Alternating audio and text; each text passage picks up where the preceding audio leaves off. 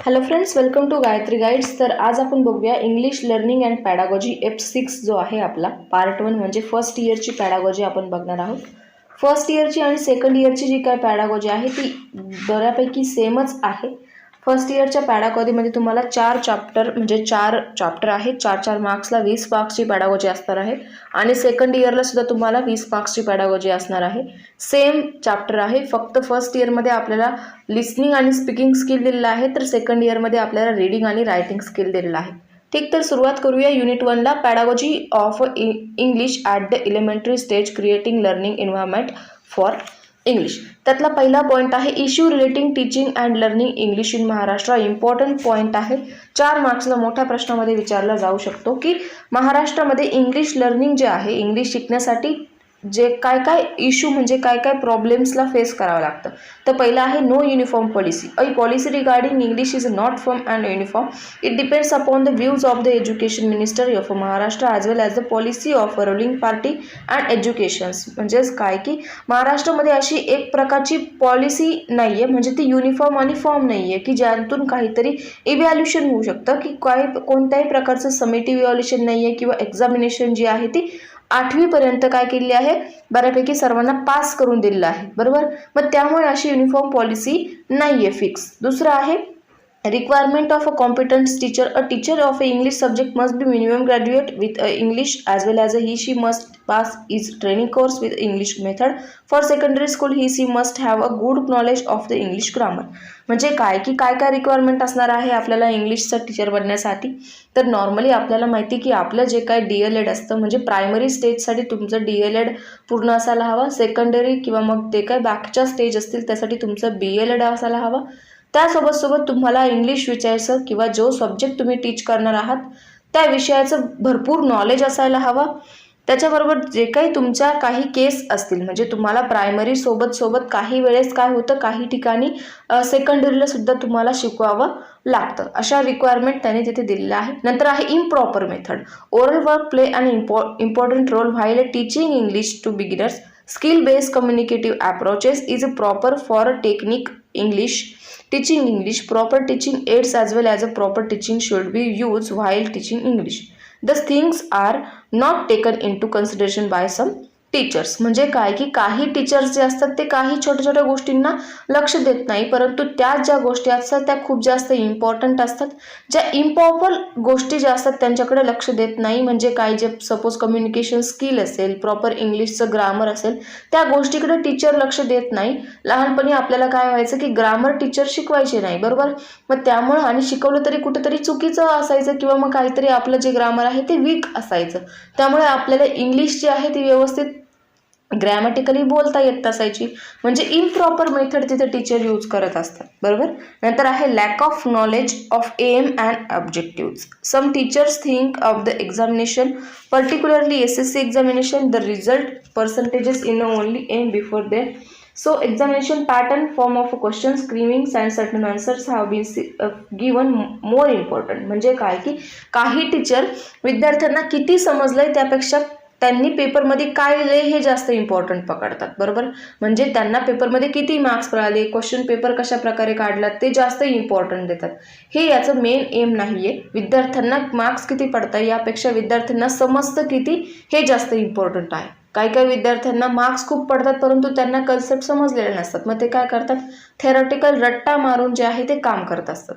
तर अशा कन्सेप्ट इथे चालणार नाही आहे. या ज्या मेथड असतात टीचिंगच्या त्या निग्लेक्ट केल्या पाहिजे. बरोबर, नंतर आहे इनसफिशियंट टीचिंग एड्स. म्हणजे काय की ज्या काही गोष्टी असतात, काही गोष्टी आपल्याला प्रत्यक्ष न दाखवता म्हणजे दाखवता येत नाही. बरोबर, म्हणजे फॉर एक्झाम्पल आपल्याला समुद्राविषयी एक्झाम्पल द्यायचं आहे, तर आपल्याला समुद्र डायरेक्ट आणून दाखवता येतो का वर्गात? नाही.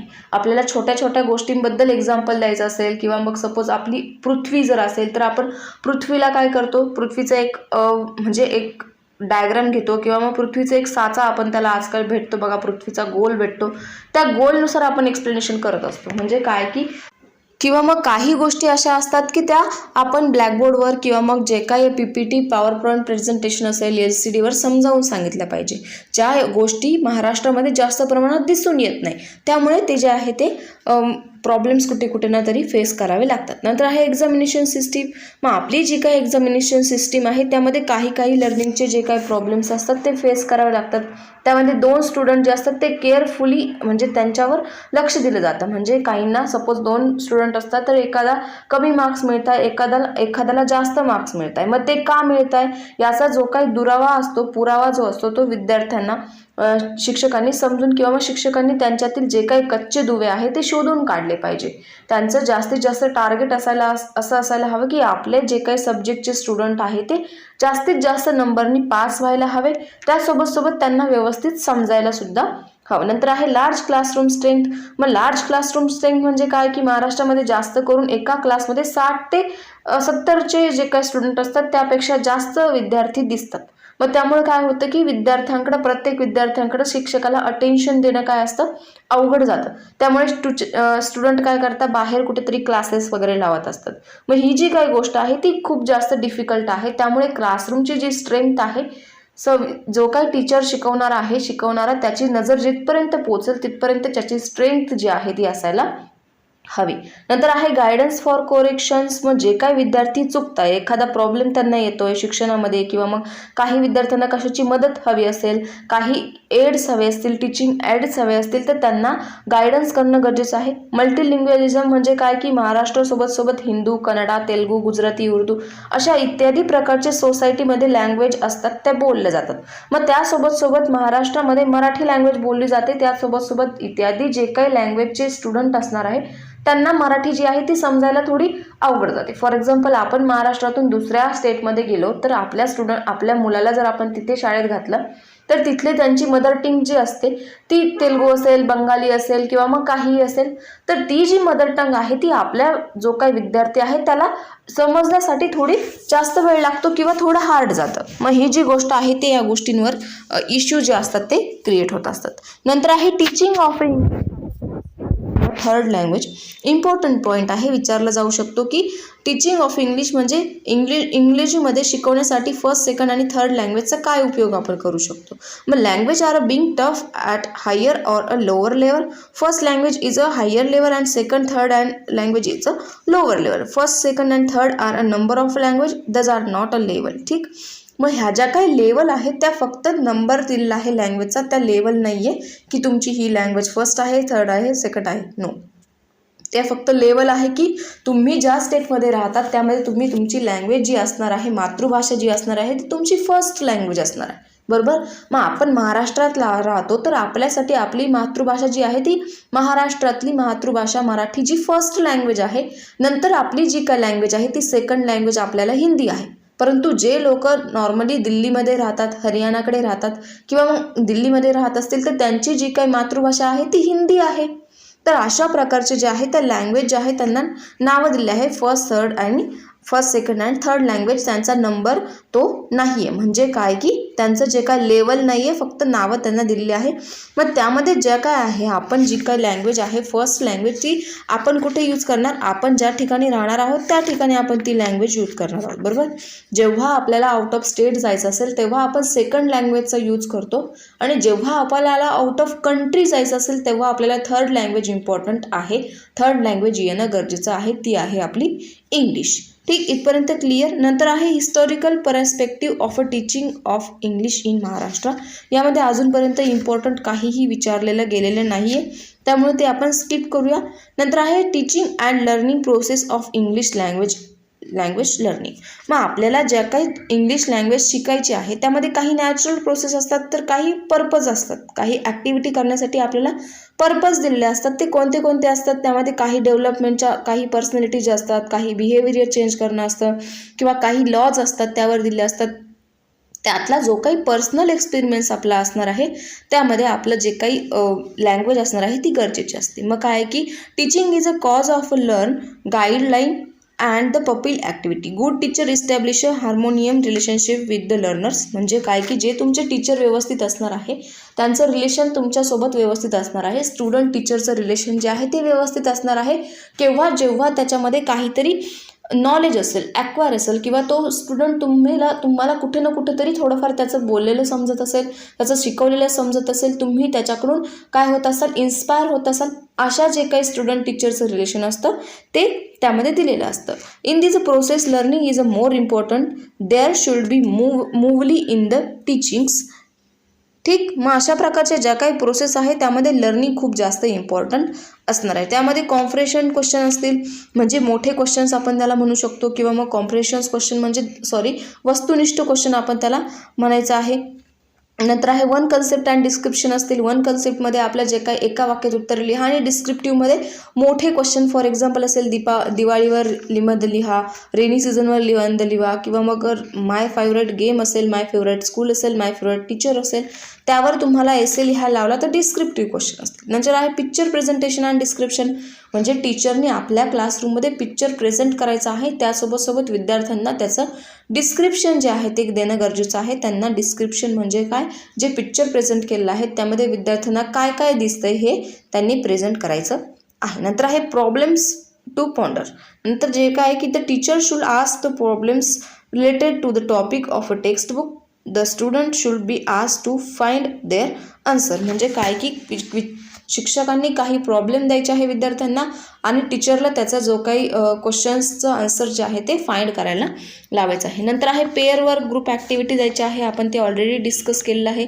यूज ऑफ डिक्शनरीचं यूज करण्यासाठी द्यायचं आहे, म्हणजे जास्त अवघड जे काही शब्द असतात ते विचारायचे आहे, आणि त्याचा सोबत त्यांना डिक्शनरीचं यूज करण्यासाठी द्यायचं आहे. पर्सनल डिक्शनरी म्हणजे प्रत्येकाकडे स्वतःची डिक्शनरी जी आहे ती असायला हवी, प्रिंटेड फॉर्ममध्ये असेल किंवा डायरी फॉर्ममध्ये असणार आहे. नंतर आहे फ्लो चार्ट्सचा यूज करून तुम्ही ज्या काय ॲक्टिव्हिटीज आहेत त्या विद्यार्थ्यांमध्ये म्हणजे सोपवू शकतात. पुढचा पॉईंट आहे learning environment for a English. मग लर्निंग एन्व्हायरमेंट तुम्ही कसं तयार करशाल तुमच्या क्लासमध्ये, तर त्यांचे काही इम्पॉर्टंट पॉईंट त्यांनी तिथे सांगितलेले आहे की for example the atmosphere of a teaching learning process in English unfamiliar help to a children, the pronunciations, sentence construction and different than the unit of a mother tongue help to by a sufficient retention. म्हणजे काय की तुमचं जे काय इंग्लिशचा atmosphere तुम्ही क्लासमध्ये असं तयार करायचं आहे की जे तुमचं फॅमिलियर असणार आहे, त्याने चिल्ड्रनला हेल्प होणार आहे प्रॉपर प्रोनाउन्सिएशन करण्यासाठी, सेंटेन्सचं अरेंजमेंट करण्यासाठी, त्याचं कन्स्ट्रक्शन करण्यासाठी. ठीक,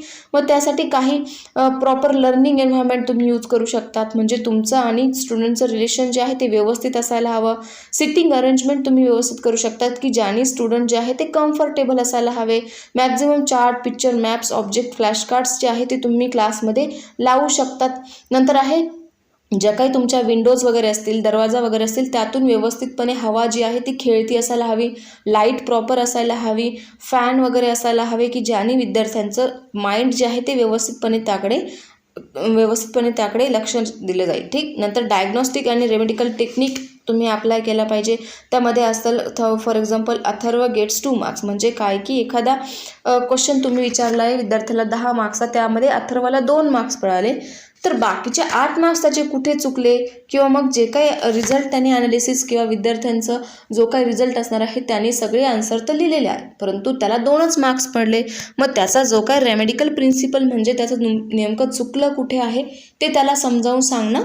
नंतर आहे learning environment should be comfortable. तुमचं जे काही एन्व्हायरमेंट असायला हवं ते कम्फर्टेबल असायला हवं. व्यवस्थित टीचिंग लर्निंग ज्या काही मिनिंगफुल टॉक्स असतील, टीचिंग लर्निंग एड्स असतील, त्या व्यवस्थित त्यामध्ये दिल्या गेल्या पाहिजे. Next point of a proper learning environment that is our teaching, speaking, giving example must be socially relevant. म्हणजे तुम्ही ज्या काही प्रॉब्लेम्स तुम्ही किंवा मग कोणत्याही गोष्टी शाळेत शिकवत असतात त्यामध्ये तुमचं स्पीकिंग, लिसनिंग किंवा मग रीडिंग, रायटिंग ज्या ॲक्टिव्हिटीज आहेत त्यामध्ये व्यवस्थितपणे जास्तीत जास्त मुलांनी त्यामध्ये जे काय आहे प्रॅक्टिस त्याची केली गेली पाहिजे. The teacher should read the maximum books to increase his her knowledge about the culture and social knowledge of the society. It very much helps to increase the level of teaching. मग शिक्षकांनी तुमचं जे काय क्लासरूमचं environment आहे ते व्यवस्थित ठेवण्यासाठी खूप जास्त प्रकारचे जे काही कल्चरलचे किंवा सोशियलचं नॉलेज त्यांना असायला हवं. कारण तुमच्या क्लासमध्ये 40 मुलं जर असले तर 40 मुलं जे असतात ते वेगवेगळ्या ठिकाणचे असतात,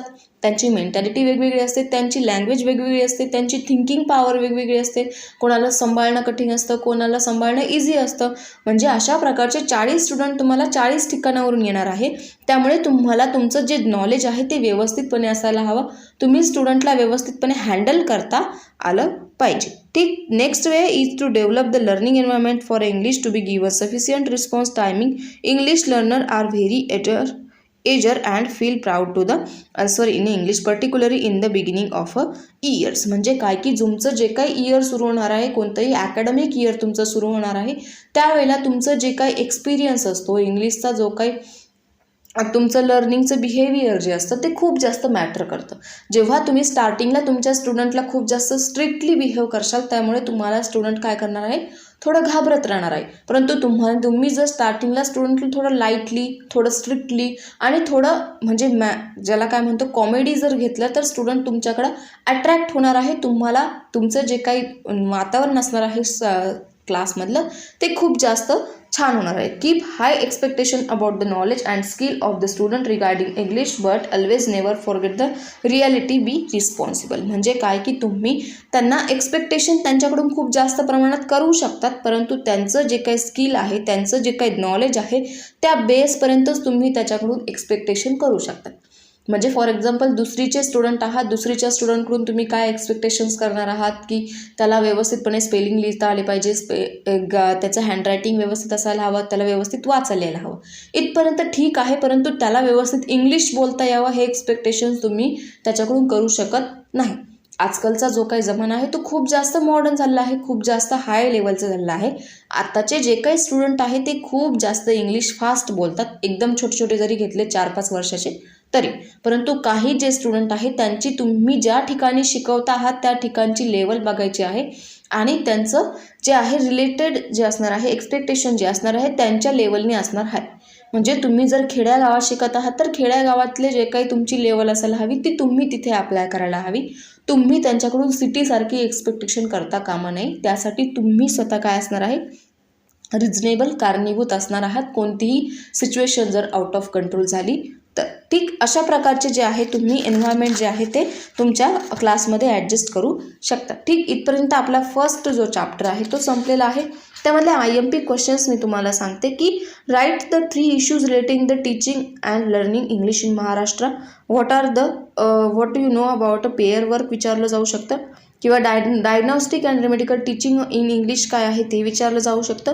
तुम्ही तुमच्या क्लासरूममध्ये एन्व्हायरमेंट कशा प्रकारे क्रिएट करू शकता ते विचारलं जाऊ शकतं. प्रॉपर एन्व्हायरमेंट कशा प्रकारे क्रिएट करू शकतात. नंतर आहे कन्सेप्ट ऑफ मल्टीलिंग्वलिझम काय आहे तेही तुम्हाला विचारलं जाऊ शकतं. ठीक. सेकंड जो चॅप्टर आहे तो आपण बघूया. तर सेकंड युनिटचं नाव आहे आपलं approaches, method and techniques of teaching learning English and lesson planning. मग आपल्याला काय काय बघायचं आहे याच्यामध्ये, अप्रोचेस, मेथड्स आणि टीचिंग म्हणजे जे काय कोणत्या कोणत्या पद्धती आहे. सपोज इंडक्टिव्ह, डिडक्टिव्ह असेल, इलेक्ट्रिक मेथड्स असेल, डायरेक्ट मेथड असेल, नॅचरल मेथड असेल, त्या मेथड, परत लेसन प्लॅनिंग काय काय आहे ते आपण यामध्ये शॉर्टकट बघणार आहोत. सेकंड इयरमध्ये आपल्याला जे काही डिटेल यावर लेसन प्लॅनिंग काय आहे ते दिलेलं आहे, सगळं त्यामध्ये दिलेलं आहे. नंतर आहे इंट्रोडक्शनमध्ये बघूया. It is a said that right method is the hand of only right teachers can help in the attainment of goal. म्हणजे काय की एखादी जी काही बरोबरची मेथड असणार आहे ती फक्त एखाद्या बरोबर टीचरलाच फक्त सांगता येणार आहे, त्याला हेल्प करणार आहे. हे काय आहे, मेथडचं गोल जे आहे म्हणजे मेन फंक्शन किंवा मेन जे काम आहे ते असणार आहे. A method tell us how to teach and an approach we come to know about what to teach. म्हणजे काय की मेथड असं सांगतंय, आपल्याला असं शिकवतंय की कशा प्रकारे शिकवायचं आहे, आणि अप्रोचेस आपल्याला सांगते की how to know about what to teach म्हणजे काय शिकवायचं आहे. मेथड काय सांगणार आहे आपल्याला, कोणती ज्या काही कन्सेप्ट असणार आहे ते कशा शिकवायचे आहे, आणि अप्रोचेस काय सांगणार आहे, जी मेथड असणार आहे ती कशा प्रकारे शिकवायची आहे, त्यामध्ये काय शिकवायचं आहे हे अप्रोचेस सांगणार आहे. Each method and approaches has its own characteristic and principle which making teaching learning process effective. म्हणजे जी कोणती मेथड आणि अप्रोचेस आपण बघणार आहोत त्यामध्ये प्रत्येकाची एक एक स्पेशल ज्यांची कॅरेक्टरिस्टिक असणार आहे, त्यांचे तत्व वेगवेगळे असणार आहेत त्या टीचिंग लर्निंग प्रोसेसमध्ये. ठीक. A method deals with a selection, gradation, presentation and repetition. म्हणजे काय की मेथडमध्ये सिलेक्शन होणार आहे, ग्रॅडेशन आणि प्रेझेंटेशन, रिपिटेशन या पद्धती वापरल्या जाणार आहे. A method determine what and how much is tough. is a selection, and order which is a tough is a gradation. How the meaning and form are conveyed is a presentation, and what is done to make the use of language unconscious is a representation. म्हणजे काय की मेथडची shortcut त्याने definition अशी सांगितली आली आहे की determine what and how much tough. म्हणजे काय की डिटरमाइन करायचे की किती टफ असणार आहे आणि काय टफ असणार आहे, त्याला आपण सिलेक्ट करायचं आहे, ती प्रोसेस असणार आहे selection. The order in which it is a tough, म्हणजे काय की जी ऑर्डर असणार आहे ती अवघड असणार आहे, तिला आपण म्हणणार आहे gradation. How the meaning and form are convey is a presentation. म्हणजे काय की त्याचा जो काय मिनिंग आहे तो कशा प्रकारे असणार आहे आणि तो आपण कशा प्रकारे कन्व्हेन्स करू शकतो, त्याला म्हणणार आहोत आपण presentation. And what is done to make the use of language unconscious. म्हणजे की आपण असं काय करू शकतो की ज्याने आपल्याला लँग्वेज अनकॉन्शियस होईल, म्हणजे काय की जी अवघड वाटणार नाही, त्याला काय म्हणणार आहोत आपण रिपिटेशन म्हणणार आहोत. मग त्यामध्ये पहिला आहे, दुसरा पॉईंट आहे, त्यातला पहिला पॉईंट आहे इम्पॉर्टंट आहे acquiring the concept and note the difference in approaches method and techniques. त्यामध्ये अप्रोचेस आहे, it is a set of a principle belief or idea about the nature of a learning which is a translated into the classroom. It is a one view point towards teaching. Approaches differ in a level of teacher and student participation. म्हणजे काय की हा असा एक set आहे की ज्याच्यामध्ये ideas असणार आहे, नेचर ऑफ लर्निंग असणार आहे, ट्रान्सलेट केलेलं असणार आहे कशामध्ये, क्लासरूममध्ये आपण जी कन्सेप्ट ट्रान्सलेट करून सांगू शकतो, तो पॉईंट ऑफ व्ह्यू टीचिंग करू शकतो. ते अप्रोचेस जे असणार आहे ते प्रत्येक टीचरची आणि स्टुडंटची जी लेवल आहे तिला त्यामध्ये पार्टिसिपेट केलेलं असतं. म्हणजे काय की टीचरची शिकवण्याची पद्धत कशी आहे, त्यांची लेवल कशी आहे आणि जे काही स्टुडंट असणार आहेत त्यांची ऐकण्याची किंवा समजून घेण्याची लेवल काय आहे ते त्यामध्ये दिलेलं असणार आहे. नंतर आहे method. A method is a series of a related and progressive act perform by a teacher and student to achieve the objective in a lesson. म्हणजे काय की असं मेथड की यामध्ये काय असणार आहे, काहीतरी प्रोग्रेसिव्ह ॲक्ट असणार आहे. कशामध्ये, टीचर आणि स्टुडंटमध्ये काय ऑब्जेक्टिव्ह असणार जे अचीव केलेले असणार, किंवा मग जी कोणते ऑब्जेक्टिव्ह आपण अचीव करणार आहे लेसन प्लॅनमधले किंवा लेसनमधले चॅप्टरमधले, तिला आपण कोणत्या पद्धतीने शिकवू शकतो, कोणता लेसन कोणती पद्धत आपण इथे यूज करू शकतो, तिला म्हणणार आहोत आपण मेथड. नंतर आहे technique. Technique is a personal art or a style of the teacher is carrying out of the procedure of teaching. मग टेक्निक काय की पर्सनल ॲक्ट असणार आहे किंवा स्टाईल असणार आहे. प्रत्येकाची जी काय टेक्निक आहे शिकवायची ती वेगवेगळी असणार आहे. प्रत्येक टीचरची टेक्निक आहे ती वेगवेगळी असणार आहे. काही हार्ड लेवलने शिकू शकतात, काही सॉफ्ट लेवलने शिकू शकतात. काहींचं शिकवणं जे आहे ते सर्वांना समजू शकतं, काहींचं शिकवणं जे काही हुशार मुलं असणार त्यांना समजू शकतं, अशा प्रकारची लेवल असणार आहे. नंतर आहे difference between approaches method and techniques. तर ते काय काय आहे, अप्रोचेस काय आहे, approaches is a set of a कोरिलेटिव्ह assumption about the nature language and language learning. म्हणजे काय की सेट ऑफ कोरिलेटिव्ह म्हणजे जे अझम्पशन असणार आहे, जे आपण ऑब्जेक्टिव्ह घेणार आहेत त्यावर काहीतरी रिलेशन असायला हवं. कशाचं, nature of language and learning language. म्हणजे काय की जे भाषा आपण शिकतोय त्याची काहीतरी नैसर्गिक तार्किकता त्यामध्ये असायला हवी. आणि दुसरं म्हणजे जे आपण शिकतोय जी लँग्वेज, ती लँग्वेज आणि नेचर जे असायला हवं ते बऱ्यापैकी कोरिलेटिव्ह असायला हवं. नंतर आहे method. A method is a plan for presenting the language material to be learn and should be based upon a selected approaches. म्हणजे काय की जे मेथड आहे त्यामध्ये असं काहीतरी लँग्वेज जी आहे तिचं मटेरियल प्रेझेंट करण्यासाठी एक प्लॅन बनवला जातो, ज्यामध्ये तुम्ही ती मेथडच्या टाईपने तुम्ही ती शिकवू शकता. बरोबर. नंतर आहे technique is a very specific trick design to accomplish in an immediate objective. ठीक, म्हणजे काय की जी टेक्निक आहे ती एखाद्या स्पेसिफिक कामासाठीच फक्त डिझाईन केलेली असते आणि ती आपण ऑब्जेक्टिव्ह म्हणून किंवा मग अकम्प्लिश अँड इमिडिएट ऑब्जेक्टिव्ह म्हणून यूज करू शकतो. म्हणजे मेन जे शब्द असणार आहे ते तुम्ही लक्षात ठेवायचे आहे. टेक्निक म्हणजे काय मेन असणार आहे, व्हेरी स्पेसिफिक ट्रिक डिझाईन. एवढं जरी म्हटलं किंवा very specific trick design accomplish तरी तुम्हाला मार्क्स मिळणार आहे. अप्रोचेसमध्ये तुम्ही सांगितलं की कोरिलेटिव्ह assumption between language learning and language nature. Simple आहे. मेथडमध्ये सांगायचं आहे plan for presenting a language material. इतकं बी सांगितलं तरी तुम्हाला मार्क्स जे आहे ते मिळणार आहे. त्याच्यामधले 2-3 शब्द तुम्ही व्यवस्थित इम्पॉर्टंट लिहिले तर मार्क्स मिळतील. नंतरचा पॉईंट आहे डिफरंट मेथड ऑफ टेक्निक. मग कोणत्या कोणत्या मेथड आहे? ग्रामर ट्रान्सलेटिंग मेथड असणार आहे, डायरेक्ट मेथड आहे, बायलिंग्युअल मेथड आहे, डॉक्टर वेस्ट न्यू मेथड, त्यालाच आपण द टेक्स्ट बुक मेथड म्हणू शकतो. नंतर आहे electric method, activity based learning, आणि ह्या प्रकारच्या मेथड आपल्याला बघायच्या आहेत. आणि ॲप्रोचेस कोणते कोणते असणार आहे की त्यामध्ये ऑडिओ लिंग्युअल ॲप्रोचेस असणार आहे, ऑरल ॲप्रोचेस असणार आहे, स्ट्रक्चरल ॲप्रोचेस आहे, communicative approaches, skill based approaches, situational approaches, humanistic approaches, multi skill approaches, constructivist approaches. ठीक, अशा प्रकारचे ॲप्रोचेस बघणार आहोत. त्यामधलं पहिलं आहे द ग्रामर ट्रान्सलेटिंग मेथड. काय आहे तर ती आपण बघूया. मग त्यामध्ये काय आहे की मिनिंग दिलेलं आहे की अकॉर्डिंग टू रिचर्डच्या अकॉर्डिंग काय म्हणतो की अ method of a foreign or a second language teaching which make use of a translation and grammar study as a main teaching and learning activity. म्हणजे काय की ही एक अशा प्रकारची मेथड आहे, ती फॉरेन लँग्वेजमधून आलेली आहे, सेकंड लँग्वेजमधून आलेली आहे. तर त्यामध्ये काय ट्रान्सलेट अँड ग्रामर स्टडी जी आहे ती मेन टीचिंग लर्निंग ॲक्टिव्हिटी आहे.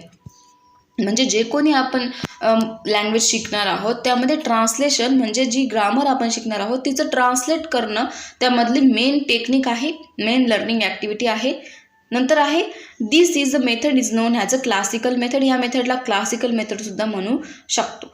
The focus of a translation of a text grammar and rote learning of vocabulary. Translation method means teaching the target language by translating it is a mother tongue. The teacher wants to words and sentence into the mother tongue. म्हणजे काय की यामध्ये जास्त main focus जो आहे तो काय असणार आहे, जे कोणतं टेक्स्ट असणार आहे, ग्रामर असणार आहे किंवा रोट लेटर जे असणार आहे किंवा लर्निंग व्होकॅब्युलरी जी असणार आहे ती आपण कशामध्ये टार्गेट लँग्वेजकडून ट्रान्सलेट करू शकतो आपल्या मदर टंगमध्ये. त्यामध्ये टीचर काय काय ट्रान्सलेट करू शकतात, सेंटेन्स ट्रान्सलेट करू शकतात, शब्द ट्रान्सलेट करू शकतात, टेक्स्ट ट्रान्सलेट करू शकतात.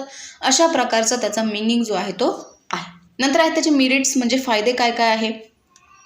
दिस method is useful for a class in which there is a large number of a student. म्हणजे काय की ही मेथड केव्हा यूज होईल, जेव्हा क्लासमध्ये तुमच्या लार्ज नंबर ऑफ स्टुडंट म्हणजे काय की स्टुडंटची संख्या जी आहे ती जास्त प्रमाणात असणार आहे तेव्हा ही मेथड यूज होणार आहे.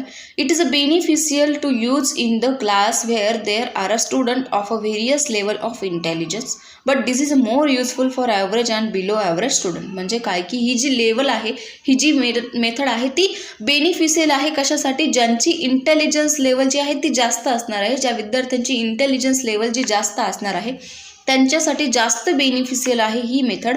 परंतु त्यांनी असं सांगितले की more useful for a average and below average student. म्हणजे काय की ही युजफुल पण आहे कोणासाठी, जे ॲव्हरेज स्टुडंट असणार आहे आणि ॲव्हरेज स्टुडंटपेक्षा थोडेसे कमी स्टुडंट असणार आहे. नंतर आहे it help to the teacher to clear a meaning of a word and a sentence easily by translating it into the mother tongue. म्हणजे काय की याने आपल्याला हेल्प होणार आहे टीचरला की जो कोणता मिनिंग तुम्हाला वर्डचा किंवा सेंटेन्सचा इझिली ट्रान्सलेट करू शकता तुम्ही तुमच्या मदर टंगमध्ये. नंतर आहे the student understand very easily if tough with this method. म्हणजे काय की एखाद्या विद्यार्थ्याला ती मेथड जी आहे ती खूप जास्त हार्ड वाटत असेल तरीही ती इझी आहे समजून घेण्यासाठी. It does not consume time in finishing the syllabus. म्हणजे ही जी मेथड आहे तिला जास्त टाईम लागत नाही कशासाठी, तुमचा जो सिलेबस आहे, पाठ्यक्रम जो आहे तो संपवण्यासाठी. नंतर आहे डिमेरिट्स. मग त्याचे तोटे काय काय आहे. No oral work take place in the classroom due to this method. म्हणजे ही मेथड जेव्हा टीचर शिकवत असतात त्यामध्ये कोणत्याही प्रकारचं तोंडी काम केलं जात नाही. Main focus of the remain on the mother tongue and the target language is remain constant. म्हणजे काय की इग्नोर म्हणजे काय की मेन फोकस जो असणार आहे तुमचा मदर टंगमधला आणि टार्गेट लँग्वेजमधला तो इग्नोर केलेला असतो आणि मेन फोकस जो आहे तो एखाद्या स्पेसिफिक वर्ड असेल, एखादं स्पेसिफिक सेंटेन्स असेल त्यावर दिलेला असतो. परंतु जी टार्गेट लँग्वेज असणार आहे त्यावर तो इग्नोर केलेला असतो. नंतर आहे emphasis is not given to speaking skill. म्हणजे इम्फॅसिस म्हणजे काय की असं जे आहे इम्फॅसिस म्हणजे काय की स्पीकिंग स्किलसाठी ते दिलेलं नसणार आहे. The student do not develop the capacity of a thinking in a target language. यामध्ये जी काही कॅपॅसिटी असणार आहे, विचार करण्याची क्षमता असेल, तार्किक क्षमता असेल, ती विद्यार्थ्यांमध्ये डेव्हलप होणार नाही आहे. It does not help out to the student of the develop their pronunciation skill. Pronunciation skill जी आहे, उच्चारांची जी स्किल आहे ती सुद्धा विद्यार्थ्यांमध्ये डेव्हलप होणार नाही आहे ह्या मेथडनी. Grammar is a tough through a deductive method. Main emphasis is given on a rule of a grammar. म्हणजे काय की ग्रामर मेथड जी आहे ती टफ मेथड आहे डिडक्टिव्ह मेथडचा पेक्षा. तर मेन इम्फॅसिस म्हणजे यातला मेन जो फायदा जो आहे किंवा मेन एम जो आहे तो काय असणार आहे, रूल फॉर ऑफ ग्रामर, म्हणजे ग्रामरचे जे रूल असणार आहे ते तुम्हाला इथे यूज करावे लागणार आहे. नंतर आहे डायरेक्ट मेथड. डायरेक्ट मेथड विचारली गेलेली आहे, ग्रामर मेथड इतकी विचारलेली गेलेली नाही आहे. तर काय आहे direct method? Direct method came as a reaction against the grammar translation method, म्हणजे जी ग्रामर ट्रान्सलेशन मेथड आहे तिच्या अगेन्स्ट आहे डायरेक्ट मेथड, बरोबर. In this method learner learns to a foreign language in the same way he she learn his her mother tongue. मग यामध्ये learner काय करतो, फॉरेन लँग्वेज जी आहे त्यासोबत आपली मदर टंगसुद्धा ट्राय करतो शिकण्याचा किंवा शिकत असतो. तसं ग्रामर मेथडमध्ये फक्त तुम्ही फॉरेन लँग्वेज शिकू शकता, मदर टंग तुम्हाला ट्रान्सलेट करावी लागते. नंतर आहे direct method is called as a reformal or natural method. It is use only the target language. Direct मेथडला हिला नॅचरल मेथडसुद्धा म्हटलं जातं. खूप वेळेस 1 मार्क्स विचारलं जातं की eclectic method is also called natural method, तर रॉंग आहे. Direct method is also called as a natural method. ही फक्त टार्गेट लँग्वेजसाठी यूज होणारी मेथड आहे. मिनिंग काय दिलं आहे की डॉक्टर वेबस्टर्न जो आहे त्यांनी ही मेथड जी आहे ती काढलेली आहे. तर त्याच्या म्हणण्यानुसार काय आहे की direct method is a method of a teaching of a foreign language specially a modern language through conversation, discussion and reading in the language itself without the use of a pupil language, without translating and without the study of a formal grammar. The first word is taught by pointing to the object और picture और bye performing action. म्हणजे काय की direct method जी आहे ती foreign language सोबत modern जी language आहे त्याच्यामधलं जे कन्व्हर्सेशन असणार आहे, भाषांतर, डिस्कशन म्हणजे जी काही आपण डिस्कशन करणार आहोत, चर्चा करणार आहोत, त्यासोबत रिडिंग इन अ लँग्वेज म्हणजे काय की जे रिडिंग करणार आहोत, आपण वाचणार आहोत, त्या स्वतःसाठी ती पपील लँग्वेज असणार आहे. म्हणजे काय की म्हणजे पपील म्हणजे काय, पीपलच्या दृष्टिकोनाने, लोकांच्या दृष्टिकोनातून ती काय असणार आहे, फॉर्मल ग्रामर मेथड असणार आहे. मग यातून जी काही first word is tough by pointing to object or picture or by performing action. म्हणजे काय की यातला जो काही फर्स्ट वर्ड असणार आहे कोणताही पॉइंटिंग करण्यासाठी, पिक्चर दाखवण्यासाठी किंवा परफॉर्म करण्यासाठी, ॲक्शन परफॉर्म करण्यासाठी तो काय असणार आहे, थोडासा अवघड जाणार आहे. त्याचं एम काय आहे, to make a pupil think in English. म्हणजे काय की याचं मेन एमच आहे की जे लोक असणार आहे, विद्यार्थी असणार आहे, त्यांना इंग्लिशमध्ये विचार करण्याचा. तसं ग्रामर मेथडमध्ये काय असणार आहे की आपलं एम काय असणार आहे, मराठीत विचार करायचा आहे आणि त्याला इंग्लिशमध्ये ट्रान्सलेट करायचं आहे. नंतर याचं जे मेन एम आहे डायरेक्ट मेथडचं ते डायरेक्ट आहे की to make the pupil think in इंग्लिशमध्येच तुम्ही विचार करायचा आहे आणि इंग्लिशमध्येच तुम्ही बोलायचं आहे. The enable the pupil of express a height of thoughts and feelings directly by mean of English without the interventions of a mother tongue. यामध्ये काय आहे की पपील म्हणजे काय, विद्यार्थी आपलं जे काही एक्सप्रेस म्हणजे थॉट्स असतील, फिलिंग्स असतील ते डायरेक्टली एक्सप्रेस करू शकत नाही. का, तुमचं मदर टंगमध्ये तुम्ही ज्या प्रकारे तुम्ही व्यवस्थितपणे सांगू शकतात की मला खूप बोर झालं आहे, मला असं झालं आहे, मला फील असं होतं आहे, तसं होतं आहे, तसं तुम्ही इंग्लिशमध्ये डायरेक्ट सांगू शकत नाही. त्याचं जे एक्सप्लेनेशन असतं ते थोडंसं अलग असतं. To enable the pupil to acquire the ability to grasp the sense of what he hear or read in English as her grasp is it is a mother tongue. मग या मेथडमध्ये जे काही विद्यार्थ्यांनी ग्रास्प केलेलं असतं, शिकलेलं असतं, जे काही समजून घेतलेलं असतं ते मदर टंगमध्ये समजून घेतलेलं नसून ते डायरेक्ट तुमची जी काही इंग्लिश लँग्वेज असणार आहे त्यामध्ये समजून घेतलेलं असणार आहे आणि त्यामध्येच ते बोललेलं गेलेलं असणार आहे. To develop in the pupil in institutive annealing language and sense which is evolved or possess in a varying degree in the mother tongue. Mother टंगमधल्या ज्या काही लँग्वेज असणार आहे, जे काही सेन्स असणार आहे, इन्स्टिक्टिव्ह म्हणजे काय की काहीतरी अशा गोष्टी त्यामध्ये दिलेल्या असणार आहे की ज्यानं तुम्ही काय करणार आहे, ती जी लँग्वेज असणार आहे फॉरेन लँग्वेज डायरेक्ट ॲक्सेप्ट करू शकता. मग त्यामध्ये त्याचे काही प्रिन्सिपल दिले आहे. पहिला आहे use of a target language. Main principle आहे use of a target language, म्हणजे जी टार्गेट लँग्वेज असणार आहे ज्यामध्ये आपल्याला बोलायचं आहे तीच लँग्वेज डायरेक्ट यूज करायची आहे टार्गेट लँग्वेज म्हणून. जसं आपल्याला मराठीमध्ये एखाद्या गोष्टीचं एक्सप्लेनेशन करायचं असतं तर आपण डायरेक्ट मराठीत काय करतो, टार्गेट लँग्वेज बोलून ती एक्सप्लेन करत असतो. There is a no use of a mother tongue, म्हणजे यामध्ये काय होणार आहे, यामध्ये कोणतेही मदर टंग यूज होणार नाही आहे. जशी ग्रामर मेथडमध्ये तुम्ही मदर टंगमधून ट्रान्सलेट करून इंग्लिशमध्ये बोलू शकत होता, तसं डायरेक्ट मेथडमध्ये तुम्हाला मदर टंग इंग्लिश होणार नाही आहे. डायरेक्ट इंग्लिशच तुमची टार्गेट लँग्वेज असणार आहे. ठीक.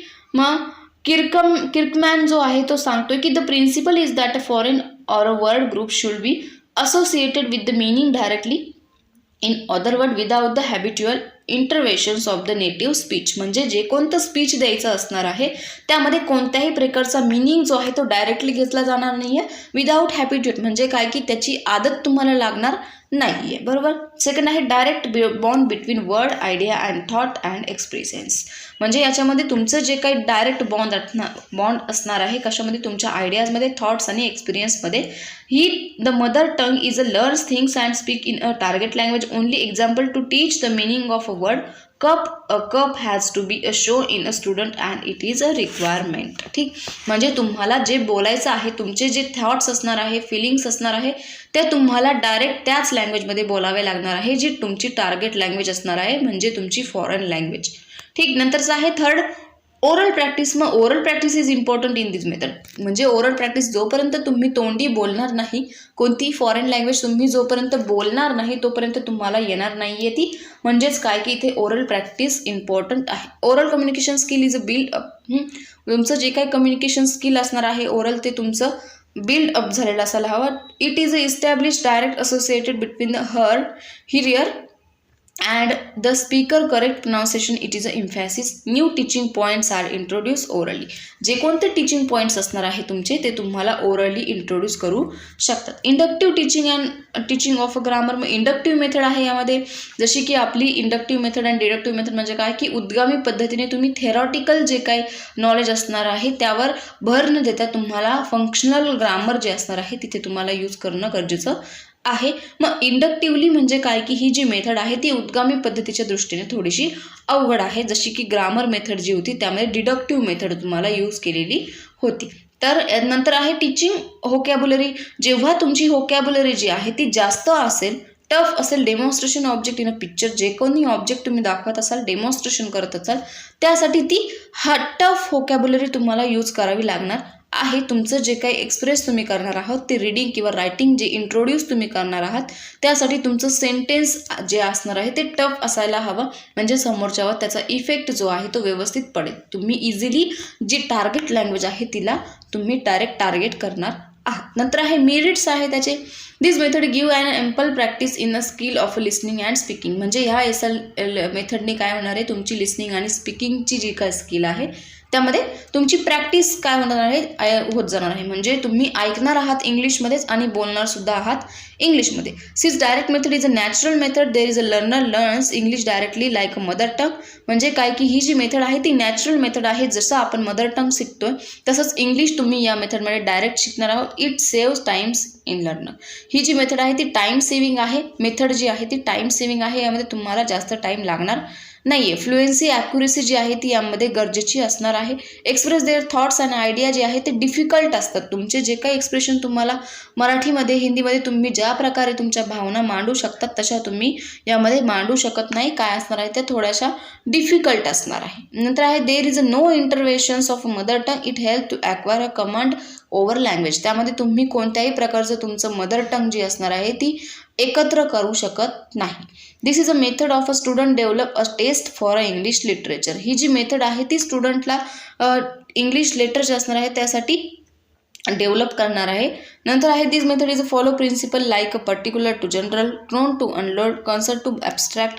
म्हणजे ही जी मेथड आहे त्यामध्ये तुमचे जे काही सूत्र आहे ते प्रिन्सिपल्स जे आहे ते यूज होणार आहे. नोन टू अननोन असेल म्हणजे अज्ञाताकडून ज्ञाताकडे, ज्ञाताकडून अज्ञाताकडे, कॉन्क्रीट टू ॲब्स्ट्रॅक्ट असेल, ठीक, विशिष्टाकडून सामान्याकडे. अशा प्रकारचे जे मेथड आहे ते प्रिन्सिपल जे आहे ते या मेथडमध्ये यूज होणार आहे.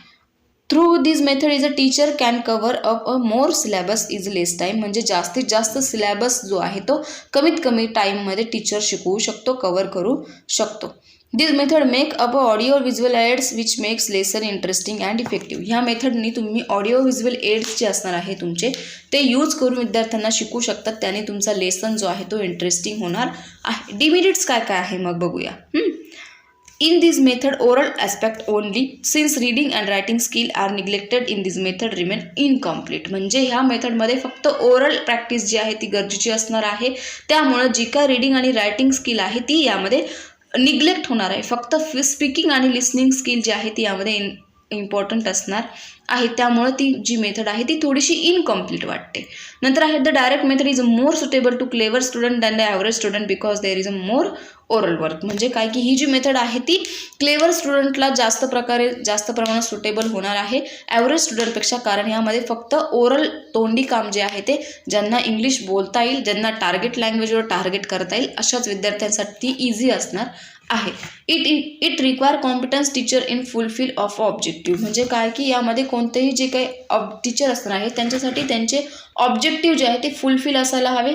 Thomas and Watty writes, Thomas आणि वॅटीच्या अनुसार काय म्हणणं आहे की the fundamental principle of direct method is the aural and approaches is stronger than a visual is fixing foreign pharasology. It is generally accepted being a sound psychologically, but the fact that all children are not linguistically prepare. म्हणजे याच्यामध्ये ही जी method असणार आहे ती stronger असणार आहे foreign लँग्वेजसाठी, पण यामध्ये विद्यार्थी जे असणार आहे ते मनापासून काय असणार आहे, प्रिपेअर नसणार आहे. ठीक, मग त्याच्यामुळे त्यांना ह्या गोष्टीचा सामना करावा लागणार आहे. The teacher require a lot of teaching aids, it become a expensive. म्हणजे काय की जे टीचिंग मेथड तुम्ही यूज करणार आहोत, टीचिंग एड्स तुम्ही टीचर यूज करणार आहात ते काय असणार आहे, लॅक ऑफ एक्सपेन्सिव्ह असणार आहे. म्हणजे ते काय असणार आहे, त्यामध्ये तुम्हाला खर्च जास्त होणार आहे. जसं की ग्रामर मेथड आपण बघितली त्यामध्ये तुम्हाला कमी खर्च होणार होता, तर ही जी मेथड आहे त्यामध्ये तुम्हाला एक्सपेन्सिव्ह म्हणजे जास्त खर्च तुम्हाला होणार आहे. Giving example, practically in oral work is not possible because of a overcrowd class. म्हणजे काय की प्रॅक्टिकल वर्क जे आहे ते यामध्ये पॉसिबल नाही आहे, कारण तुमचा क्लास जो आहे तो फुल भरलेला असणार आहे. It is a show or explain by direct method by example honesty. म्हणजे काय की ॲब्स्ट्रॅक्ट आयडिया जी आहे, तुम्ही कोणत्याही विद्यार्थ्यांची आयडिया जी आहे ते ॲब्स्ट्रॅक्ट करू शकत नाही, कारण का की म्हणजे ही जी मेथड आहे ती तुम्हाला डायरेक्ट ओरली एक्सप्लेन करायची असल्यामुळे तुम्ही कोणाची ह्या आयडिया ज्या आहेत त्या मनामध्ये काय चालू आहे ते ॲब्स्ट्रॅक्ट म्हणजे ओळखू शकत नाही. फॉर एक्झाम्पल असेल हॉनेस्टी. ठीक, नंतर आहे grammar teaching is a not systematic. Grammar method जी असणार आहे किंवा ग्रामर टीचिंग ह्या मेथडमधलं असणार आहे ते सिस्टमॅटिक नसणार आहे. The teacher has a speed a lot of time for the preparation of this lesson. म्हणजे काय की टीचरसाठी जे लेसन प्रिपेअर करायचे असणार आहे, जे शिकवायचे असणार आहे त्यासाठी ते जास्त टाईम तिथे लागणार आहे. ठीक, अशा प्रकारचे त्याचे डिमेरिट्स असणार आहे. नंतरची आहे इलॅक्टिक मेथड, पण खूप वेळेस विचारली गेलेली आहे. तर काय आहे, in English every method and approaches has its on feature, merits and demerits. प्रत्येक जे काही इंग्लिश लँग्वेजमध्ये प्रत्येक मेथडचे अप्रोचेस असणार आहे, त्यांचे फीचर्स, त्यांचे मेरिट्स डिमेरिट्स हे वेगवेगळे असणार आहे. The teacher cannot achieve the objective by using a particular signal method because language has a many aspect. म्हणजे लँग्वेजमध्ये खूप प्रकारचे ॲस्पेक्ट दिसणार आहे, त्यामुळे कोणतीही मेथड जी आहे ती पर्टिक्युलरली आपल्याला इथे यूज करता येणार नाही आहे. मग eclectic method there is a combination of a synthesis of a based point from different method. Different method असणार आहे, त्यामध्ये तुमची कॉम्बिनेशन असणार आहे इलॅक्टिक मेथडचं. ही जी मेथड आहे ती proper place, proper planning, proper method असणार आहे. कोणाच्या हिशोबानुसार, टीचरच्या हिशोबानुसार. मग याचा प्रिन्सिपल आहे merits of all method are considered. मग याच्यामध्ये तुमचे जे काही फायदे असतात ते सगळे कन्सिडर केलेले असणार आहे. नंतर आहे the teacher has a freedom for selection of a method. टीचरला सिलेक्शन करण्यासाठी फ्रीडम असणार आहे.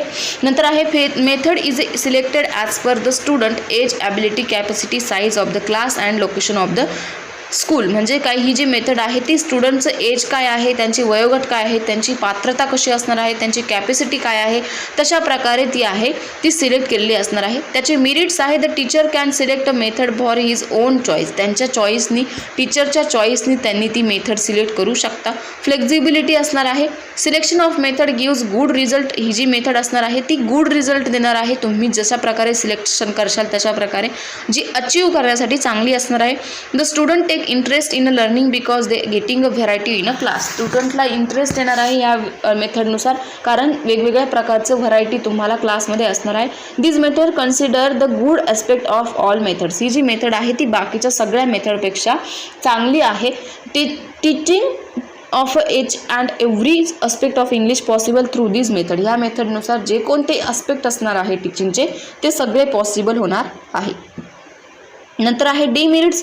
Only competence and expert teachers may combine the good points of all the methods. म्हणजे ह्या मेथडमध्ये काय होणार आहे की ओनली जे एक्सपर्ट टीचर असणार आहे तेच त्यांचे फक्त पॉईंट्स जे आहे ते व्यवस्थितपणे मांडू शकता. It need good coordination, otherwise teacher cannot fulfil with the objectives. ठीक, the teachers cannot maintain the continuity every time. जी कंटिन्युटी आहे ती टीचर्स जी आहे ती मेंटेन करू शकत नाही प्रत्येक वेळेस. Sometime the teacher cannot have a pre planning for the lesson. काही वेळेस काय होतं, प्री प्लॅनिंग करू शकत नाही टीचर त्यांच्या लेसनसाठी. Every time systematic teaching learning is not possible through this method. प्रत्येक वेळेस जी काय टीचिंग असणार आहे, शिकवणं जे आहे ते पॉसिबल होणार नाही आहे या मेथडनुसार. नंतर आहे ॲप्रोचेस. त्यातला पहिला पॉईंट आहे किंवा पहिलाच टाईप आहे तो आहे structural ॲप्रोचेस. Structure is a specific order of a word which is formed by a suitable pattern and make the sentence meaningful. Let us see some definition of structural approaches. त्यामध्ये काही definition दिलेलं आहे. Structural approaches म्हणजे काय की एखादा suitable pattern जो आहे, सेंटेन्स जे आहे ते मिनिंगफुल बनण्यासाठी सुटेबल पॅटर्न यूज करायचा आहे. मग काय आहे पहिली definition? The structural approaches is based on a belief that the learning of a foreign language mastery of a structure is more important than the acquisition of a vocabulary. Menon and पेटलनी सांगितलेलं आहे की व्होकॅब्युलरीपेक्षा तुम्ही त्या गोष्टीमध्ये मास्टर असलेलं जास्त गरजेचं असणार आहे. कशामध्ये? स्ट्रक्चरल ॲप्रोचेसमध्ये. The structural approaches to a English is a scientific study of a fundamental structure of a English language, their analysis and logical arrangement. म्हणजे यामध्ये काय असणार आहे की जे कोणतं सायंटिफिक स्टडी तुम्ही करणार आहोत कोणत्याही एखादा फंडामेंटल स्ट्रक्चरचा, त्यामध्ये इंग्लिश लँग्वेज जे आहे ॲनालिसिस म्हणजे काय की त्याचं पृथ्थकरण आणि लॉजिकल म्हणजे काय की त्याचं संयोजन करणं गरजेचं असणार आहे. अरेंजमेंट त्याची व्यवस्थित असायला हवी. ठीक, pattern having 2 parts as such as a he, she or does. त्याचे पॅटर्न जो आहे 2 पार्ट्समध्ये असायला हवा. नंतर त्याच्यामध्ये आहे पॅटर्न 3 पार्टमध्ये असणार आहे. ही राईट अ लेटर अशा प्रकारे. पॅटर्न 4 पार्टमध्ये असेल. शी गेव मी अ पेन्सिल अशा प्रकारे. अशा प्रकारचे जसं जे आहे ॲप्रोचेस असणार आहे. ऑब्जेक्टिव्ह काय काय आहे मग त्यामध्ये?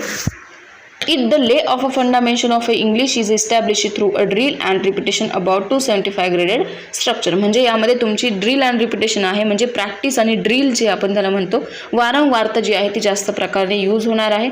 Correlation between a teaching of a grammar and consumption of a reading lesson. जो कोणता लेसन तुम्ही यूज करणार आहात त्यामध्ये कोरिलेशन असायला हवा ग्रामर आणि कन्झम्पशनमध्ये, कंपोजिशनमध्ये. ठीक, the teaching of a 4 fundamental skills namely understanding, speaking, reading and writing in order name. म्हणजे जे कोणते आपले 4 फंडामेंटल स्किल आहे, अंडरस्टँडिंग, स्पीकिंग, रिडिंग आणि रायटिंग, त्यांची ऑर्डर जी आहे ती व्यवस्थित असायला हवी. ओरल ॲप्रोचेस ॲक्टिव्ह मेथड जी आहे ती यामध्ये यूज केलेली जाणार आहे. नंतरचा आहे प्रिन्सिपल ऑफ द स्ट्रक्चर.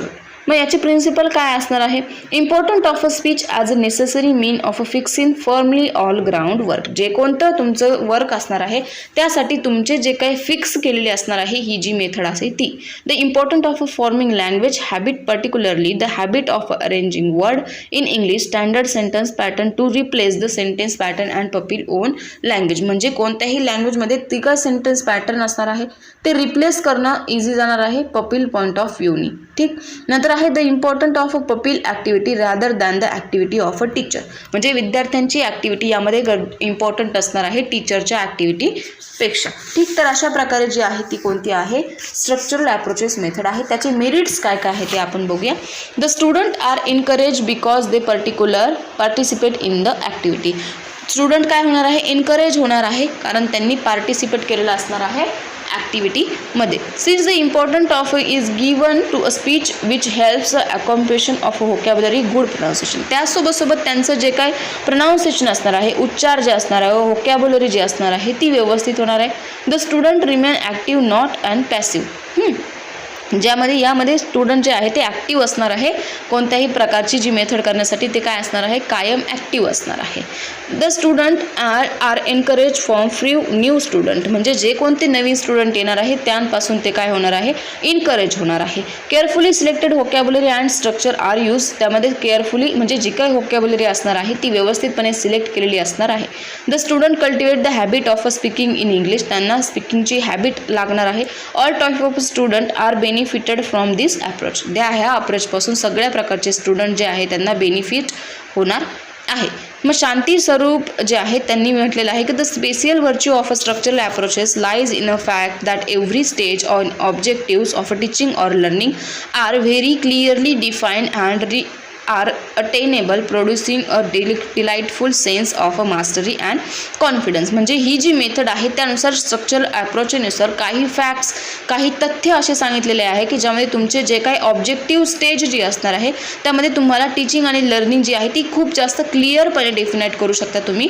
कोणत्याही प्रकारचं डिलाइटफुल सेन्स किंवा मास्टरी अँड कॉन्फिडन्स त्यामध्ये तुम्हाला असायला हवं. त्याचे डिमेरिट्स काय काय आहे? It is a time consuming method आहे, म्हणजे टाईम जास्त लागणार आहे. Hard to write text book with suitable structure जे आहे टेक्स्ट बुक जे आहे ते लिहिण्यासाठी खूप जास्त हार्ड जाणार आहे ही method. Every time suitable teacher are not available. प्रत्येक वेळेस या मेथडसाठी सुटेबल टीचर, त्याच मेथडला सूट होणारा टीचर जो आहे तो अवेलेबल नसणार आहे. Use of the mother tongue is neglected. Mother tongue जी आहे ती कॅन्सल असते किंवा निग्लेक्ट असते, तुम्ही त्यामध्ये मदर टंग यूज करू शकत नाही, बिलकुलही नाही. त्याबद्दल आहे नंतर it is a useful for a study of a poetry, composition and letter writing. ही जी मेथड आहे ती जास्त प्रकारून जे काही तुमचे पोएट्री असणार आहे, कंपोजिशन असणार आहे आणि लेटर रायटिंग असणार आहे त्यासाठी हेल्पफुल नसणार आहे. It is a not so helpful for over crowded class. म्हणजे जास्त भरलेला जर क्लास असेल त्यासाठी सुद्धा ही जी मेथड आहे ती युजफुल नसणार आहे. नंतर आहे मल्टी स्किल अप्रोचेस. मग मल्टी स्किल अप्रोचेसमध्ये काय आहे? Language is a form of activity and one learn a language through activity. म्हणजे काय की लँग्वेज जी आहे ती कोणत्या तरी कोणत्या ॲक्टिव्हिटीमधून फॉर्म होत असते. जी ॲक्टिव्हिटी आपण शिकत असतो त्यामधून ती तयार होत असते. On a learn is speak by speaking and writing by writing. There is a no shortcut of language learning. म्हणजे काय की जेव्हा आपण बोलतो तशा प्रकारे बोलतो आणि लिहितो तशाच प्रकारे आपण लिहित असतो, त्यामध्ये कोणत्याही प्रकारचा शॉर्टकट जो आहे तो आपल्याला यूज करता येत नाही. The practice must be meaningful, interesting and useful to the student of a real life situation. Real life situation जी आहे स्टुडंटची त्यामध्ये प्रॅक्टिस जी आहे ती मिनिंगफुल, अर्थपूर्ण असायला हवी. इंटरेस्टिंग म्हणजे आवड त्यामध्ये निर्माण व्हायला हवी आणि युजफुल म्हणजे ती रोजच्या लाईफमध्ये वापरण्यात यायला हवी. Therefore the teacher of a English will have to given interior, सुटेरियर, sustainer, coordinator and guide for a student engage of a learning and language activity. म्हणजे यामध्ये काय होणार आहे, त्याचबरोबर जे कोणते टीचर जे असणार आहे ते इंटेरियर, सस्टेनर म्हणजे काय, बाह्यग्राहक, आंतरग्राहक जे आहे ते कोऑर्डिनेट, गाईड म्हणून स्टुडंटला काय करू शकतात, इंगेज करू शकतात या ॲक्टिव्हिटीमध्ये कोणतीही ॲक्टिव्हिटी लँग्वेज लर्न करण्यासाठी. This thinking is a encourage of a multi skill approaches. ही जी थिंकिंग आहे तिलाच म्हणायचं आहे मल्टी स्किल अप्रोचेसेस. ठीक, मल्टी स्किल अप्रोचेस याने approaches of speaking, writing, reading and listening. ही जी मल्टी स्किल अप्रोचेस मेथड असणार आहे त्यामध्ये LSRW जे आहे ते सगळ्या प्रकारे उलटा सिक्वेन्स यामध्ये तुम्हाला यूज करावा लागणार आहे. This approaches is emphasis of reading. This priority is a result of a belief that is in India English needed primarily as a library language. ठीक, तर अशा प्रकारची जी आहे ही मेथड यूज होणार आहे. ठीक आहे. पुढचा जो पॉईंट असणार आहे तो आहे it helps to the student of a cultivate the habit of independent reading. म्हणजे ही जी मेथड आहे त्यानुसार स्टुडंटला इंडिपेंडंट रीडिंगची जी हॅबिट आहे, एकटं वाचण्याची जी हॅबिट आहे ती त्यांच्यामध्ये म्हणजे ग्राह्य होणार आहे. Decision and language exercise should follow reading activity. Decision जे घेऊ शकतो आपण ते डिसिजन विद्यार्थी स्वतः घेऊ शकतात. In oral exercise phonetic accuracy could be neglected but comprehension, correctness and appropriateness should be emphasis. यामध्ये ओरल एक्सरसाइज जी असणार आहे, फोनेटिक ॲक्युरेसी जी असणार आहे म्हणजे तोंडी एक्सरसाइज असेल किंवा फोनेटिक म्हणजे स्पेलिंग मिस्टेक जे आहे ते निग्लेक्ट करतात, परंतु कॉम्प्रिहेन्सिंग करेक्टनेस जो आहे तो यामध्ये गरजेचा असणार आहे. The details of reading material will no have a explain by a teaching is a simple English before had. म्हणजे काय की जे कोणतं डिटेल जे असणार आहे रीडिंग मटेरियलचं ते त्यामध्ये गरजेचं असणार आहे. पुढचं आहे कम्युनिकेटिव्ह अप्रोचेस. मग कम्युनिकेटिव्ह अप्रोचेस काय आहे, इम्पॉर्टंट काय काय आहे त्यामध्ये. Communicative approaches emphasis interesting. Nowadays communication skill are very important. Communication skill जे आहे ते आजकाल खूप जास्त इम्पॉर्टंट आहे. डेल हायमननुसार काय आहे की purpose of a teaching language in a communicative competence it is a approach of meaning is more important than grammar और स्ट्रक्चर. ही जी मेथड आहे ती ग्रामर आणि तुमचं स्ट्रक्चर कसं आहे त्याच्यापेक्षा इम्पॉर्टंट आहे. तुम्ही बोलता कसं त्यावर जास्तपणे फोकस जो आहे तो केलेला गेलेला असणार आहे. नॉट अ स्ट्रक्चर और अ ग्रामर आणि स्ट्रक्चरवर फोकस न करता तुम्ही काय बोलताय, कसं बोलताय, तुमचं ओपिनियन किंवा थॉट्स आयडियाज जे आहे ते कशा प्रकारे एक्सप्रेस करताय समोरच्या सोबत ते जास्त इम्पॉर्टंट आहे. त्यामध्ये दिलेलं आहे listening emphatically, reading skill, skimming and scanning जसं असेल ते तुम्ही कशा प्रकारे इतरांसमोर वाचताय, डिस्क्रिप्टिव्ह ऑफ सिच्युएशनला तुम्ही कशा प्रकारे हँडल करताय, नॅरेटिव्ह स्टोरी रिपोर्टिंग, तुम्ही एखादा इश्यू असेल तो कशा प्रकारे नॅरेट करताय, स्टोरी करताय त्याची, maintaining eye contact with the student, तुम्ही आय कॉन्टॅक्ट म्हणजे तुमच्या स्टुडंटवर कशा प्रकारे आय कॉन्टॅक्ट जो आहे तो कशा प्रकारे तुम्ही त्यांच्यावर लावून धरताय. नंतर आहे एक्नॉलेजिंग ऑफ डिफरन्सेस, नॉलेज कशा प्रकारे तुम्ही देताय त्यांना. There should be clarity in a tough म्हणजे काय की जे थॉट्स असणार आहे ते त्याच्यामध्ये तुमची क्लिअरिटी असायला हवे. ऑलवेज बी असरेटिव्ह म्हणजे काय की तुम्ही ऑलवेज पॉझिटिव्ह थिंकिंग त्यांना गेलेली पाहिजे. कम्पेअरिंग अँड अ कॉन्स्ट्रेटिंग म्हणजे तुमची जी काही गोष्ट असणार आहे कोणतीही त्यामध्ये कम्पेअर गेलं पाहिजे. ठीक आहे, तर अशा प्रकारे जी असणार आहे ती कोणती असणार आहे, कम्युनिकेटिव्ह अप्रोचेस असणार आहे. त्याचे मेरिट्स काय काय आहे, the teacher and learner both remain active in the method म्हणजे या मेथडमध्ये दोन्हीही जे असणार आहे टीचर आणि स्टुडंट दोन्हीही जे असणार आहे ॲक्टिव्ह असणार आहे. जेव्हा कम्युनिकेशन घडत असतं तेव्हा दोन्हीही ज्या गोष्टी आहेत त्या गरजेच्या असतात. The student give confidence and try to be good speaker of a English म्हणजे काय की स्टुडंटला कॉन्फिडन्स भेटतो चांगलं बोलण्यासाठी. Group activity make learning enjoyable, group जे ॲक्टिव्हिटी असणार आहे त्यांनी लर्निंग जी आहे ती एन्जॉयबल होत असते. The structure develop their habit of working in a pair and group म्हणजे पेअर आणि ग्रुपमध्ये तुम्ही जेव्हा काम करणार आहात कोणत्याही ग्रुपमध्ये तेव्हा तुम्हाला हे जी हॅबिट लागणार आहे कम्युनिकेटिव्ह अप्रोचेसची. Student acquire fluency and accuracy, स्टुडंटला ह्यानुसार फ्लुएन्सी आणि ॲक्युरेसी जी आहे ती ते ॲक्वायर करू शकता. Most of the skill of language are focus, ज्याच्यामध्ये जास्तीत जास्त स्किल जे आहे ते फोकस करू शकलेले असणार आहे. This approach has a practical and functional utility, यामध्ये जे प्रॅक्टिकल अप्रोचेस असणार आहे फंक्शनल युटिलिटीज यामध्ये यूज केलेला असणार आहे. There is no interference of the ग्रामरमध्ये कोणत्याही प्रकारचा इंटरफरन्स इथे नसणार आहे. तुम्हाला जशा प्रकारे इंग्लिश बोलता येत आहे, जशा प्रकारे कन्व्हर्सेशन करता येत आहे तशा प्रकारे तुम्ही इथे करू शकता. नंतर आहे demerits, grammar and structural part are neglected. कन्व्हर्सेशनमध्ये जे काही ग्रामर असणार आहे म्हणजे तुम्ही करेक्टलीच बोलले असणार किंवा ग्रामरनुसारच बोललं पाहिजे अशा प्रकारे काहीही नसणार आहे. तुम्हाला जशा प्रकारे जमेल तशा प्रकारे तुम्ही बोलणार आहात. फॉर एक्झाम्पल लहान मुलगा असेल तर त्याचं काय असतं की तो भाषा शिकत असतो तेव्हा तो ग्रामरनुसार शिकतो का की ही ती आहे म्हणजे मुलीला ती म्हणतात, मुलाला तो म्हणतात, मग ती मुलगी तो मुलगा असं म्हणतो का, नाही. तो डायरेक्ट जसं त्याला बोलता येईल तसं बोलत असतो बरोबर. त्याला नंतर कळतं की ग्रामर काय आहे, स्ट्रक्चर ग्रामर काय आहे. ठीक आहे. नंतर आहे suitable train teachers are not available and average teacher will be not find this useful म्हणजे काय की जे काय सुटेबल टीचर असणार आहे ते यामध्ये अवेलेबल नसणार आहे. पेअर वर्क आणि ग्रुप वर्कनी काय होणार आहे ती डिफिकल्टीज ज्या असणार आहेत त्या सॉल्व्ह होणार आहे. It is not so useful for lower class because we cannot express a child to communicate when he she it at the stage of a learning language म्हणजे जी काही तुमची प्रायमरी लेवल असणार आहे त्यामध्ये ती सुटेबल नाही आहे कारण त्यातले जे काही लोअर क्लास असणार आहे त्यामध्ये कम्युनिकेट ते व्यवस्थित होऊ शकत नाही. Can the communicative approaches be applied at the level in a language programme म्हणजे जी कोणती आहे कम्युनिकेटिव्ह अप्रोचेस असणार आहे ती लेवलनुसार तुम्हाला त्यामध्ये अप्लाइड करायची असणार आहे. ठीक, इथपर्यंत क्लिअर. पुढचा पॉईंट आहे कन्स्ट्रक्टिव्हिस्ट अप्रोचेस. मग यामध्ये काय आहे की कोणतीही जे आपल्या आयडिया असतील त्या आपण लर्निंग बाय डुईंगची जी काही असणार आहे म्हणजे शिका करा आणि शिका याच्यामधून कन्स्ट्रक्टिव्ह अप्रोच जे आहे ते अप्रोच जो आहे तो आपण करू शकतो, डेव्हलप करू शकतो स्टुडंटमध्ये. The structure build a construct what is no themselves using a previous knowledge म्हणजे काय की त्यांना जे काही प्रिव्हियस नॉलेज असणार आहे त्यानुसार ते त्यांचं ज्ञान जे आहे ते तेथे अप्लाय करू शकतात. याला काय म्हणणार आहोत आपण, ज्ञान रचनावादी संज्ञा जे काय म्हणणार आहे त्याला म्हणायचं आहे कन्स्ट्रक्टिव्हिस्ट म्हणजे काय की पूर्वज्ञानाच्या आधारे नवीन ज्ञानात काहीतरी भर घालणं म्हणजे काय कन्स्ट्रक्टिव्हिस्ट अप्रोचेस. म्हणजे त्यालाच इंग्लिशमध्ये काय म्हणणार आहोत आपण, construct what they know themselves using previous knowledge म्हणजे काय की प्रिव्हियस नॉलेजच्या आधारानुसार ते आत्ता काय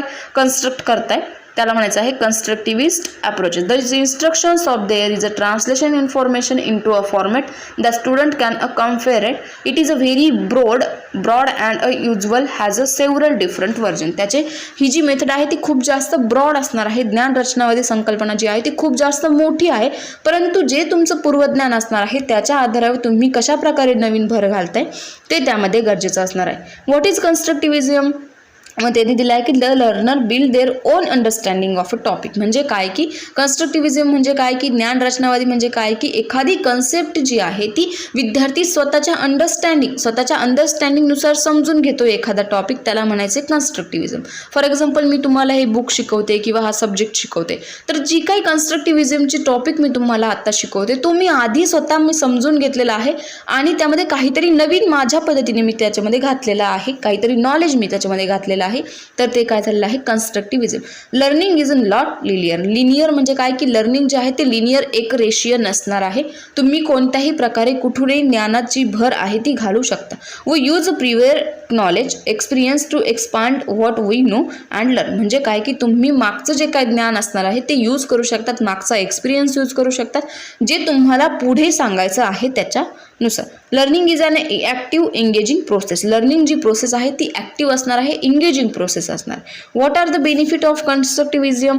मग त्याचे बेनिफिट्स काय काय असणार आहे? The children learn more and enjoy learning more when they are actively involve rather than passive listener. म्हणजे काय की चिल्ड्रन या लर्निंगमध्ये ह्या कन्स्ट्रक्टिव्हिझम अप्रोचमध्ये जास्त प्रकारे इन्व्हॉल्व होणार आहे, ते एन्जॉय करणार आहे शिकण्यासाठी. म्हणजे काय की जे पॅसिव्हली लिसनर असणार आहे त्यांच्यासारखे ते नाही करणार. म्हणजे काय की फक्त वाचून एक साईडने सोडून द्यायचं नाही आहे, परंतु ती गोष्ट जी आहे ती विद्यार्थी स्वतः समजून घेणार आहे, स्वतः एन्जॉय करणार आहे.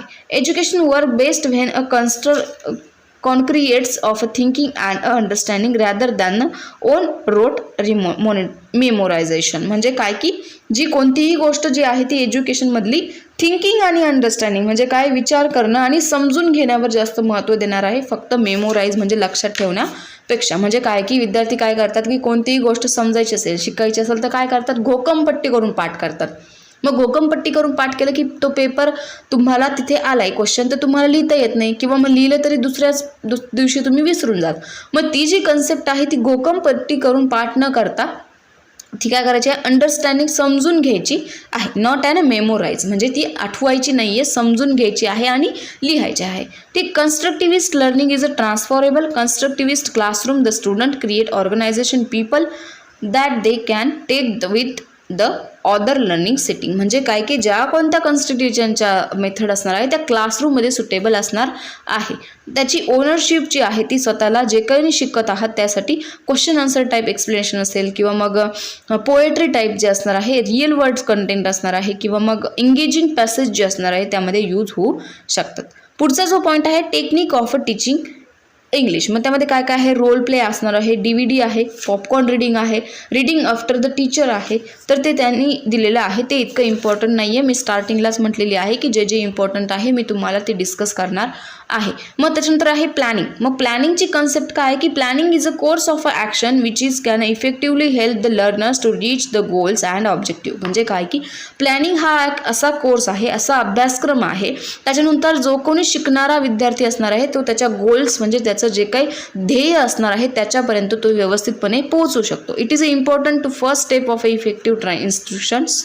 म्हणजे काय त्यामध्ये काही इन्स्ट्रक्शन्स दिले असतात, ते त्यानुसार जाणं जे आहे ती पहिली स्टेप त्या असणार आहे. Planning help the learners for what they will learn and how their goals will be assessed and their teacher or to organize a content material time instruction strategies and associate with the classroom. यामध्ये सगळ्यात जास्त important जे आहे ते काय असणार आहे की टीचरला हेल्प करण्यासाठी जे कंटेंट असणार आहे, मटेरियल असणार आहे, ते कशा प्रकारे हेल्प तुम्ही करू शकता ते त्यामध्ये गरजेचं असणार आहे. मग त्यानंतर आहे लेसन प्लॅनिंग. म्हणजे माहीत आहे आपली प्लॅनिंग म्हणजे काय, नियोजन. लेसन प्लॅनिंग आहे पहिलं. मग लेसन प्लॅनिंग म्हणजे काय असणार आहे, पाठ नियोजन. मग lesson planning is a plan of a procedure for presenting regarding a particular content part. म्हणजे जो कंटेंट जे पार्टमध्ये दिलेलं असणार आहे त्याला लेसन प्लॅन म्हणणार आहोत. म्हणजे फॉर एक्झाम्पल लेसन प्लॅन म्हणजे आपला सपोज इंग्लिश लर्निंग अँड पॅडागॉजी जे आहे ते पुस्तक आहे, म्हणजे ते पूर्ण काय आहे, सिलेबस आहे. तो आपला अभ्यासक्रम आपल्याला इंडेक्समध्ये जेवढा दिलेला असणार आहे तो अभ्यासक्रम असणार आहे. परंतु आपण सपोज हा 2nd नंबरचा चॅप्टर शिकतोय, approaches method and technique of a teaching तर त्यामध्ये काय होणार आहे की जो पर्टिक्युलर कंटेंट आपण शिकवतो आहे त्याबद्दल इन्फॉर्मेशन त्यातला पार्ट जे आहे त्यामध्ये दिलेले असणार आहे, त्याला म्हणायचं आहे lesson planning. It is a plan of a action. Therefore, it is include a working philosophy of a teacher, her information about understanding of her pupils, her comprehension of objective in education, her knowledge of a material to be tough by her ability of utilize effective method. मग या मेथडमध्ये काय होणार आहे की जे कोणते विद्यार्थी असणार आहे त्यांच्या दृष्टिकोनातून अभ्यासक्रम जो आहे तो दिलेला असणार आहे. नंतर आहे इम्पॉर्टंट ऑफ लेसन प्लॅन. मग काय इम्पॉर्टंट आहे, a teacher fixes the specific objective of lesson. म्हणजे काय की टीचरनी स्पेसिफिक ऑब्जेक्ट दिलेले असतात ते फिक्स केलेले असतात लेसनमधले. If it definite direction to the lesson. ही जे लेसन प्लॅन आहे ते एका डेफिनाईट डायरेक्शनला घेऊन जातं तुमच्या चॅप्टरच्या. म्हणजे काय की प्रास्ताविकपासून एंडपर्यंत काय होतं तसं घेऊन जाते. ठीक. It the teacher can give a justice to a content properly. कोणतंही जे कंटेंट असणार आहे त्याला व्यवस्थितपणे तुम्ही टीचर जे आहे ते जस्टिस देऊ शकता. A teacher can decide a method to teaching particular unit. Particular जो युनिट आहे त्यानुसार टीचर शिकवणार आहे, अधूनमधून कोणताही युनिट तुम्हाला शिकवणार नाही. प्रॉपर टाईम मॅनेजमेंट होतं, टाईम जो आहे त्याचं व्यवस्थित मॅनेजमेंट होऊ शकतं. Probing the question correctly. जे आन्सर क्वेश्चन जे असणार आहे ती व्यवस्थितपणे त्यामध्ये दिलेले असणार आहे. Decide the activity which will be there be the conducting lesson. म्हणजे या लेसनवर ज्या कोणत्या ॲक्टिव्हिटीज असणार आहे त्या टीचर व्यवस्थितपणे डिसाईड करू शकतो. A teacher can plan for adequate useful assignment to the student. म्हणजे स्टुडंटसाठी ज्या कोणत्या असाइनमेंट आहे ते व्यवस्थितपणे टीचर देऊ शकतो. Teacher remain confident about the teaching. त्यांचं जे काही टीचिंग असणार आहे त्यानुसार टीचर जे आहे ते कॉन्फिडंट असणार आहे त्यांच्या टीचिंगनुसार. नंतरचं आहे characteristic of a good lesson plan. मग त्याचे कोणते कोणते कॅरेक्टरिस्टिक आहे, general and specific objective of lesson are reveal in it. म्हणजे काय की जनरल जे ऑब्जेक्टिव्ह असणार आहे, स्पेसिफिक ऑब्जेक्टिव्ह असणार आहे ते त्यामध्ये तसेच राहणार आहे. Activity will be implemented. म्हणजे काय की ती ॲक्टिव्हिटी जी असणार आहे ती थोडीफार म्हणजे तशीच व्यवस्थितपणे पूर्ण केली गेली असणार आहे. ऑडिओ व्हिज्युअल एड्सचा यूज त्या ठिकाणी केला गेला असणार आहे. It show the activity of a teacher and student. Teacher आणि स्टुडंटमधली जी कोणती ॲक्टिव्हिटी होत असणार आहे ती त्यामध्ये दिलेली गेलेली असणार आहे. It tells about a method and procedure of lesson. म्हणजे ही जी मेथड आहे किंवा हे जे लेसन प्लॅनिंग आहे त्यानुसार जी कोणती प्रोसिजर असणार आहे ती लेसन प्लॅनिंगनुसार प्रोसिजर आणि मेथड कशी असणार आहे ती त्यामध्ये दिलेली असते. इव्हॅल्युएशन्स टूल्स आर स्टेटेड. इव्हॅल्युएशन्स टूल जे असणार आहे म्हणजे फॉर एक्झाम्पल पदनिश्चय श्रेणी असेल, प्रासंगिक नोंदी असेल, पडताळा सूची असेल ते त्यांनी तिथे दिलेले असणार आहे. Different type of a question based objective are there. त्यामध्ये MCQ असतील, काही रिकाम्या जागा दिल्या असतील, ट्रू ऑफ फॉल्स दिले असतील, तशा प्रकारे डिफरंट टाईप क्वेश्चन्स दिलेले असणार आहे. लिस्ट ऑफ रेफरन्स बुक सुद्धा तिथे मेन्शन केलेले असणार आहे. ठीक. तर अशा प्रकारचे जे इम्पॉर्टंट आहे ते लेसन प्लॅनिंगचे. नंतरचा पॉईंट जो आहे तो आहे ॲन्युअल प्लॅनिंग. मग ॲन्युअल प्लॅनिंग काय आहे, ॲन्युअल प्लॅनचा इन शॉर्टकट आपण फक्त डेफिनेशन बघूया की काय आहे. Annual plan is a prepare at the beginning of a year. म्हणजे ॲन्युअल प्लॅन म्हणजे काय की वार्षिक नियोजन जे आहे ते वर्षाच्या सुरुवातीला तयार केलेलं असतं. Before making annual plan a teacher should study the calendar of a year. Annual plan जो आहे तो मेकिंग करण्यापेक्षा त्याच्या आधी टीचरला त्यांचा जो काही कॅलेंडर आहे त्याचा अभ्यास करावा लागतो. सुट्ट्या कधी येत आहे, किती येत आहे, कशा प्रकारे येत आहे, त्याच्यानुसार त्यांचे जे काय पिरियड असणार आहे शिकवण्याचे, तास किती घ्यायचे आहे ते त्यांना पर डेला किती घ्यायचे आहे, पर वीकला किती घ्यायचे आहे ते त्यांना तिथे डिवाइड करावं लागतं. Making annual plan is a good because a teacher can distribute the period and allowed a time of various until a prose, poems, comparisons, common vocabulary, etc. We can plan for a co-curriculum and extra-curriculum activities. म्हणजे making annual plan म्हणजे वार्षिक नियोजन जे आहे ते गरजेचं आहे. कारण टीचरला जे कोणते पिरियड आहे ते प्रत्येकाला किती येत आहे, कशा प्रकारे येत आहे, प्रत्येक पिरियडमध्ये त्यांना काय काय शिकवायचं आहे ते व्यवस्थितपणे ते प्लॅन करू शकतात. आणि त्यामध्ये काही करिक्युलर आणि एक्स्ट्रा करिक्युलर सुद्धा ॲक्टिव्हिटीज त्यामध्ये असतात. म्हणजेच फॉर एक्झाम्पल कधी डान्स येत आहे, कधी सांस्कृतिक कार्यक्रम येत आहे, कधी खेळा येत आहे, तर खेळाला 3-4 दिवस तुमचं जे काय सिलेबस असतं, टीचिंग जे असतं ते बंद असतं. तर त्यानुसार त्यांना प्लॅनिंग जे आहे ते करणं गरजेचं आहे. तो जो प्लॅनिंग आहे तो खूप जास्त म्हणजे अवघड प्लॅनिंग असतो. ठीक. इम्पॉर्टन्स ऑफ ॲन्युअल प्लॅनिंग काय काय आहे, मग प्रॉपर डायरेक्शन भेटते टीचिंगसाठी, टीचरला प्रॉपर डायरेक्शन मिळते. पर वेटेज म्हणजे कोणत्या चॅप्टरला किती द्यायचा टाईम किती द्यायचा आहे, वेटेज किती आहे त्यानुसार टाईम जो आहे तो प्लॅन करायचा असतो. ठीक आहे. Plan for a teaching period आणि इव्हॅल्युएशन म्हणजे काय की जे मूल्यमापन आहे ते कशा प्रकारे तुम्ही करू शकता ते गरजेचं आहे. एक्स्ट्रा करिक्युलर ॲक्टिव्हिटीला किती टाईम द्यायचा आहे, करिक्युलर ॲक्टिव्हिटीजला किती टाईम द्यायचा आहे ते इम्पॉर्टंट ऑफ ॲन्युअल प्लॅनिंगमधून कळतं. ठीक आहे. नंतर आहे role of a teacher, student and parents in a process of a learning teaching. त्यामध्ये ते इतकं इम्पॉर्टंट नाही आहे. तरी पण मी एकदा फक्त सांगून देते की काय काय आहे. Teaching and learning strategy require for a literature, poem, story, plan, play and informative piece. त्यामध्ये स्टार्ट विथ स्मॉल म्हणजे छोट्या छोट्या गोष्टींपासून तुम्हाला कोणतीही गोष्ट जी आहे ती स्टार्ट करायची आहे. मोड ऑफ रीडिंग म्हणजे काय की जी टर्म असणार आहे, जी गोष्ट तुम्ही सिलेक्ट केलेली आहात असणार आहे, त्यामध्ये different type of literature may read aloud म्हणजे काय की टीचरनी व्यवस्थितपणे ॲक्टिव्हिटी द्यायची आहे विद्यार्थ्यांना रीड करण्यासाठी. Review the vocabulary. व्होकॅब्युलरी म्हणजे काय की जे तुम्ही पाठाखालची जी काही व्होकॅब्युलरी असणार आहे, शब्दसाठा जो आहे तो त्यावर भर द्यायचा आहे. मॉडेलिंग कॉम्प्रिहेटिव्ह लर्निंग, हॅव्हिंग चॉईस म्हणजे विद्यार्थ्यांना चॉईस असणार आहे की तुम्ही कोणत्या प्रकारचा चॅप्टर वाचताय, कोणत्या प्रकारची व्होकॅब्युलरी रीड करताय. इंडिपेंडंट रीडिंग अँड रायटिंग, ते कोणत्याही इंडिपेंडंट म्हणजे काय की कोणावरही डिपेंड नसणार आहे रीडिंग आणि रायटिंग करण्यासाठी. प्रायर नॉलेज ॲक्टिव्हिटी, जे काही त्यांचं नॉलेज असणार आहे त्यानुसार ते त्या ॲक्टिव्हिटीजला किंवा नॉलेजला प्रेफर करू शकतात, प्रायोरिटी देऊ शकतात. रिस्पॉन्स टू लिटरेचर, लिटरेचर जशा प्रकारे असणार आहे त्या प्रकारे ते रिस्पॉन्स देऊ शकतात.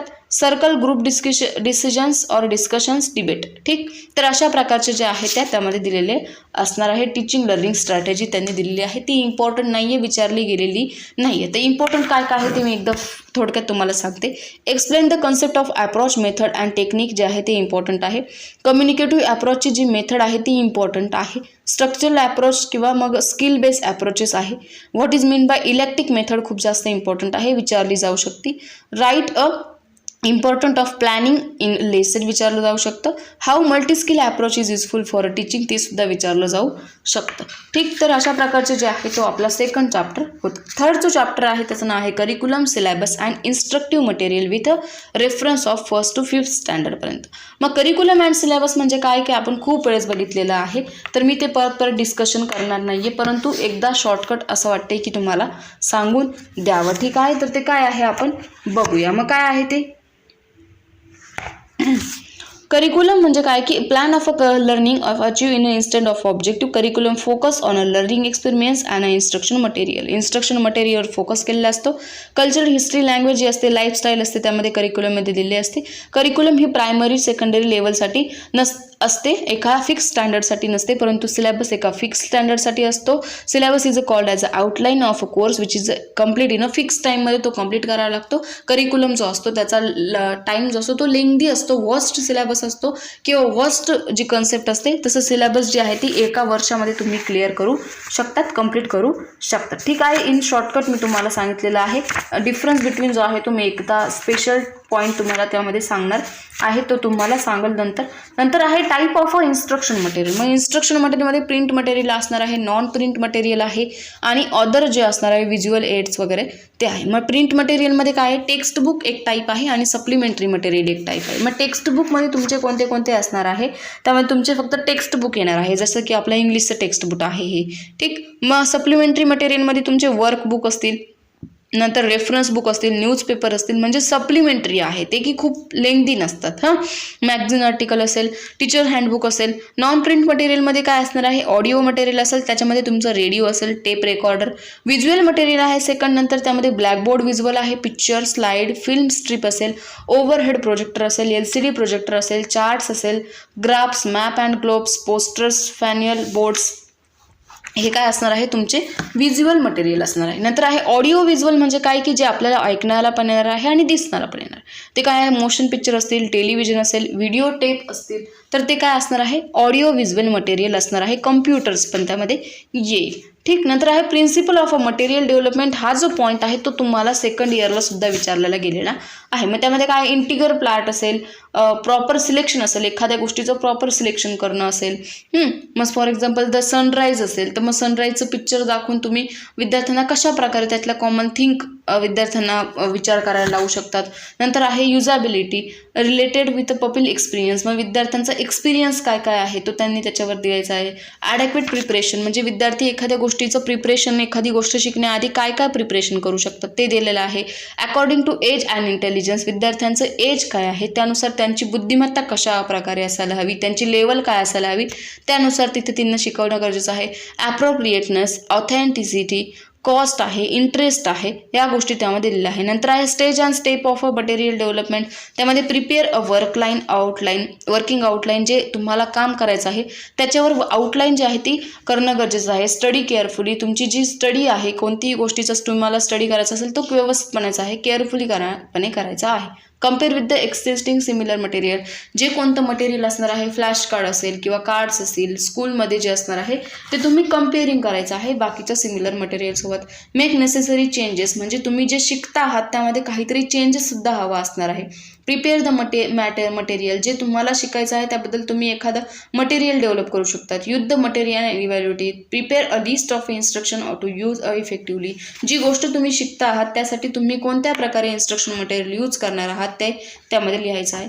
पुढचं पॉईंट आहे class formation and class management, pair and group work approving to the appointing group leader and monitoring. मग त्यातलं पेअर वर्क जे आहे ते इम्पॉर्टंट आहे, तर ते आपण बघूया.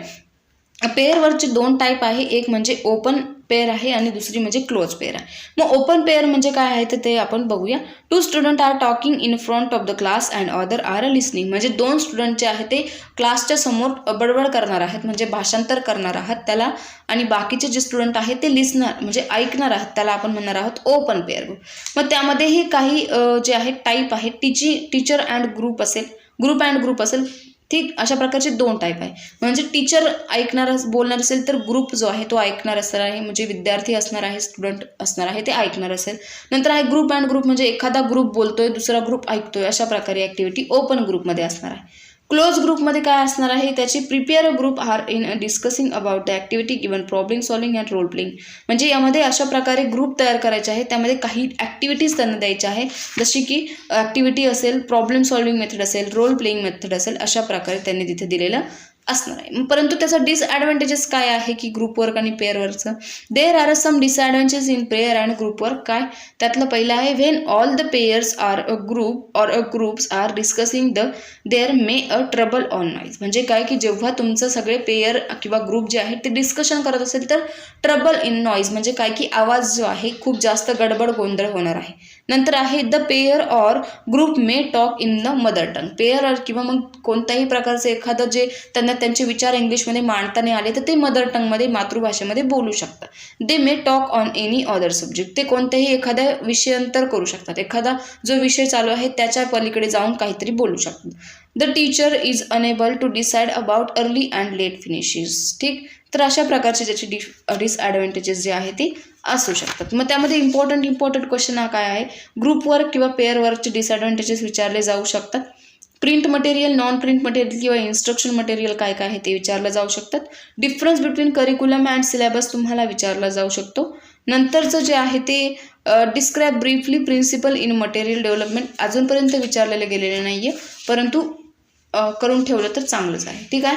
नंतरचा पुढचा युनिट जो आहे तो आहे developing listening skill, speaking skill, reading skill and grammatical accuracy. मग आपल्याला माहिती आहे की लँग्वेजमध्ये किती स्किल आहे, आपले 4 स्किल आहे, LSRW, listening, speaking, reading, writing. मग त्यातला जो काय लिसनिंग आणि रीडिंग आहे ती आपली रिसेप्टिव्ह स्पीकिंग असणार आहे, आणि स्पीकिंग आणि रायटिंग आहे ती आपली प्रोडक्टिव्ह स्किल असणार आहे. मग ते काय काय आपण लिसनिंग स्किलमध्ये बघूया. मग लिसनिंग स्किल काय आहे की लिसनिंग स्किलमध्ये तुमच्या 4 स्टेज पडतात, 5 स्टेज पडतात. त्या कोणत्या आहे, एन्करेजमेंट असेल, building background of the topic असेल, प्रिपेरेशन्स ऑफ फॉर लिसनिंग असेल, there is a strategy called टिक्यूअलर्स असेल. मग लिसनिंग स्किल काय आहे त्याच्या आधी बघूया आपण की it is a proceed speaking, we have to listen a English language and understand a message in many situation. म्हणजे काय की यामध्ये इंग्लिश लँग्वेजमध्ये तुम्हाला एखादा मेसेज आला तर तुम्ही कोणत्याही भाषेमध्ये तो समजून घेता. फॉर एक्झाम्पल तुम्हाला कंपनीकडून मेसेज येतो, तो इंग्लिश लँग्वेजमध्ये येतो आणि तुम्ही तो समजून घेता तुमची मदर टंग असणार आहे त्यातून. म्हणजे तुमची जी काय listening help to accepting our feelings as well as other people emotions. म्हणजे काय की लिसनिंगनी तुम्ही तुमची जी फिलिंग आहे ती आणि बाकीच्या जे काही लोक असणार आहेत त्यांची फिलिंग समजून घेण्यासाठी ती गरजेची आहे. मग त्यामध्ये काही स्किल आहे किंवा मग त्याच्या प्री लिसनिंग स्टेज आहे. पहिली इनकरेजमेंट असेल, नंतर असेल building background of the topic असेल, प्रिपरेशन ऑफ लिसनिंग असेल.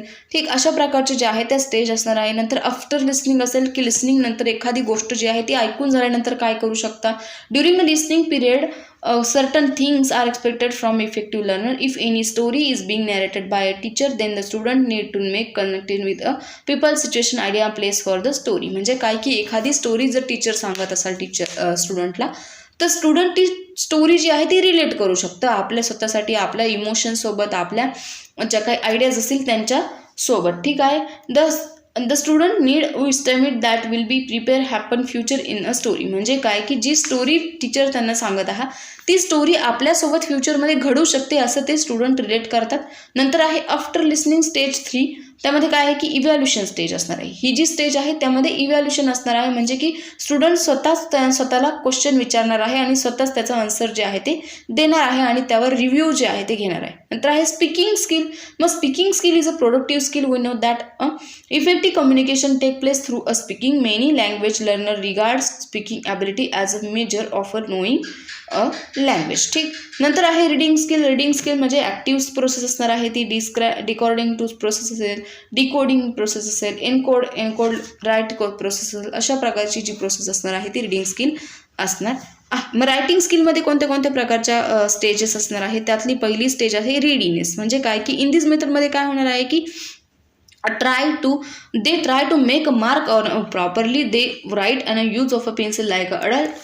Here they like to express themselves orally. म्हणजे काय की यामध्ये एखादी जी गोष्ट आहे ती पेन्सिलनी फक्त म्हणजे डोनेट करू शकता, दाखवू शकतात, परंतु ती एक्सप्रेस करू शकत नाही. ती एक्सप्रेस करण्यासाठी त्यांना ओरली काय करणं गरजेचं, बोलणं गरजेचं आहे. नंतर आहे drawing and exploring.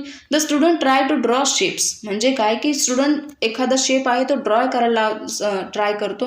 Letter correct म्हणजे काय की ते त्यामध्ये त्याचं लेटर जे आहे ते व्यवस्थित लिहायचं ट्राय करतो. एन्जॉईंग रायटिंग म्हणजे रायटिंग एन्जॉय करतो आणि त्यासोबत जे कोणते पिक्चर त्यांना दाखवलेले असतील ते एक्सप्रेस करायचा ट्राय करतो. ते स्वतःच्या भाषेमध्ये ड्रॉइंग करायचं आणि एक्सप्लोरिंग करायचा ट्राय करत असतो. पुढे आहे कॉन्फिडंट एक्सपेरिमेंटेशन. जेव्हा स्टुडंटला या गोष्टी जमतात, राईट मोर म्हणजे विद्यार्थी जेव्हा जास्त लिहिण्याचा ट्राय करतात तेव्हा ते फोकस करतात एखाद्या लेटरवर. मग स्टुडंटला ते एक्सपेरिमेंट करतात. पंच्युएशन मार्क्स असेल, स्पेस बिटवीन दोन शब्दांमधला, वाक्यांमधला, शब्दामधला स्पेस कशा प्रकारे द्यायचा, कॅपिटल लेटर कधी लिहायचं, लेफ्ट राईटने कधी लिहायचं, किंवा मग पंच्युएशन मार्क कधी द्यायचा, ह्यामध्ये कॉन्फिडंट होतात ते कशासाठी, लिहिण्यामध्ये. नंतर आहे मुव्हिंग टुवर्ड इंडिपेंडन्स. म्हणजे काय की जेव्हा या सगळ्या गोष्टी त्यांना जमतात तेव्हा ते मूव्ह करतात इंडिपेंडंटकडे. म्हणजे काय की ते इंडिपेंडंटली एखादी गोष्ट करू शकतात.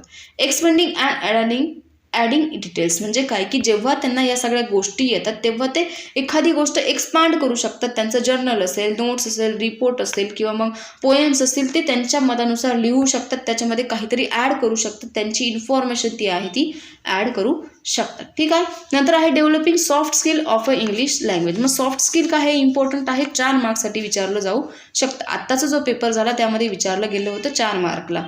मग what are a soft skill? We know that a soft skill is very important for any language teacher or any teacher. ठीक. मग प्रत्येक टीचरसाठी सॉफ्ट स्किल जी आहे ती खूप जास्त इम्पॉर्टंट आहे. मग soft skill help to a more impressive and difficult manner.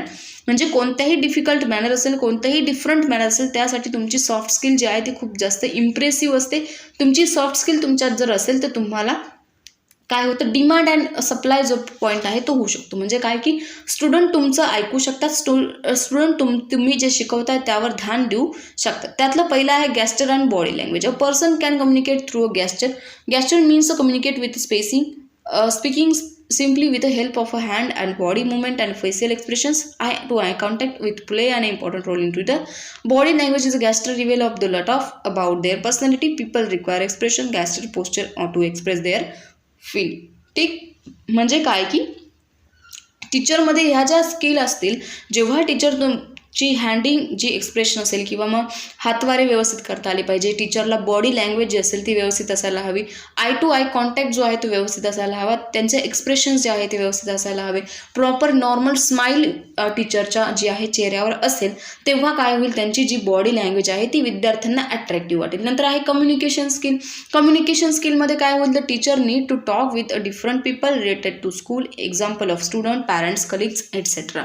म्हणजे काय की स्टुडंट टीचरमध्ये जेव्हा एखादी कम्युनिकेटिव्ह स्किल जी आहे ती असेल तेव्हाच तो त्यांच्या सोसायटीसोबत, टीचरसोबत, स्टुडंटसोबत किंवा मग इतर त्यांचे पॅरेंट्स असतील त्यांच्यासोबत कम्युनिकेट करू शकतो. Critical thinking and problem solving method, जेव्हा टीचर एखादा प्रॉब्लेम सॉल्व्ह करू शकतो तेव्हाच विद्यार्थी त्यांच्याकडे प्रॉब्लेम घेऊन जातात. म्हणजे की एखाद्या विद्यार्थ्याला काही अडचणी आल्या असेल, जर टीचरनी ते सॉल्व्ह केलं तरच विद्यार्थी त्यांच्याकडे जाणार आहे.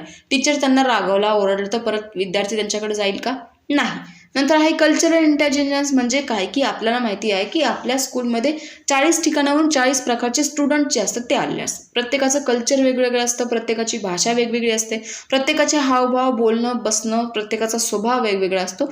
त्या सगळ्यांना व्यवस्थितपणे हँडल टीचरला करता आलं पाहिजे. टीमवर्क. मग स्टुडंटला टीम म्हणजे काय की टीमवर्क म्हणजे काय की स्टुडंटला काम देऊन पळायचं काम टीचरने करता कामा नये. म्हणजे स्टुडंटला काम द्यायचं आहे, एखादं ग्रुप वर्क द्यायचं आहे आणि त्यासोबत सोबत टीचरने सुद्धा त्यांना हेल्प करायची आहे. ते जे आहे ते आहे टीम वर्क. ठीक. तर अशा प्रकारे सॉफ्ट स्किल जे आहे ते टीचरमध्ये असायला हवे.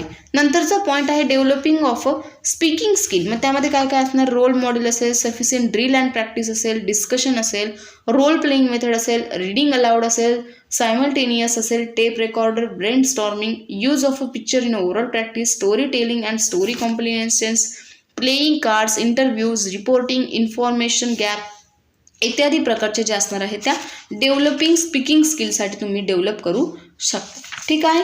नेक्स्ट जो पॉईंट आहे तो काय आहे? Fluency and accuracy. फ्लुएन्सी आणि ॲक्युरेसी सुद्धा मी तुम्हाला एक व्हिडिओमध्ये सांगितलेली आहे, परत मी तुम्हाला सांगणार नाही आहे. नंतरचा पॉईंट आहे structural grammar and functional grammar. Important आहे तो जो पॉईंट आहे मी तुम्हाला ब्लॅकबोर्डवर व्यवस्थितपणे समजावून सांगेल, तरीही एकदा इन शॉर्टकटमध्ये तुम्हाला सांगते की काय आहे. ठीक. मग स्ट्रक्चरल ग्रामर काय आहे की फॉर्मल, थेरॉटिकल और प्रिस्क्रिप्टिव्ह. म्हणजे काय की या प्रिस्क्रिप्टिव्ह म्हणजे काय, हे जे ग्रामर आहे स्ट्रक्चरल ग्रामरला आपण फॉर्मल ग्रामर म्हणू शकतो, थेरॉटिकल ग्रामर म्हणू शकतो, फंक्शनल ग्रामरला आपण इन्फॉर्मल ग्रामर म्हणू शकतो, इन्सिडेंटल ग्रामर म्हणू शकतो. म्हणजे काय की जे आपण डे टू डे लाईफमध्ये यूज करू शकतो. Grammar is a tough as a separate subject. जे स्ट्रक्चरल ग्रामर आहे ते सेपरेट सब्जेक्ट जो आहे त्यापेक्षा टफ असणार आहे. Functional grammar is not tough as a separate subject but along with the great reader. म्हणजे फंक्शनल ग्रामर जे आहे ते सब्जेक्टपेक्षा टफ नसणार आहे, त्यांच्या लेवलला असतात आहे. Structural grammar is a type of a grammar is not based on day to day functional ability. म्हणजे काय, जे स्ट्रक्चरल ग्रामर असणार आहे ते डे टू डे लाईफमध्ये यूज होणार नाही आहे. For example change the voice असेल, नॉट ओनली बट ऑल्सो असेल, अफर्मेटिव्ह, इंटरोगेटिव्ह सेंटेन्स असतील, ते डे टू डे लाईफमध्ये तुम्ही यूज करू शकत नाही. परंतु functional grammar is based on a day to day life as a functional ability. म्हणजे तुम्ही functional grammar day to day लाईफमध्ये यूज करू शकतात. नाऊन असेल, प्रोनाऊन असेल, वर्ब असेल, ॲडजेक्टिव्ह असेल, ते तुम्ही डे टू डे लाईफमध्ये यूज करता. Structural grammar is the emphasis of a given and drilling of a rule and example. एक्झाम्पलनुसार जे आहे स्ट्रक्चरल ग्रामर चालत असतं. तुम्ही कोणताही नॉट ओनली बट ऑल्सोचं जर घेतलं तर तिथे तुम्हाला एखादं एक्झाम्पल देऊनच ते प्रूफ करावं लागतं. परंतु जे फंक्शनल ग्रामर आहे ते इनडायरेक्टली तुम्ही लर्न करू शकतात. कोणत्याही प्रकारचं तुम्हाला तिथे ग्रामरच्या रूलनुसार जायचं काम नसतं.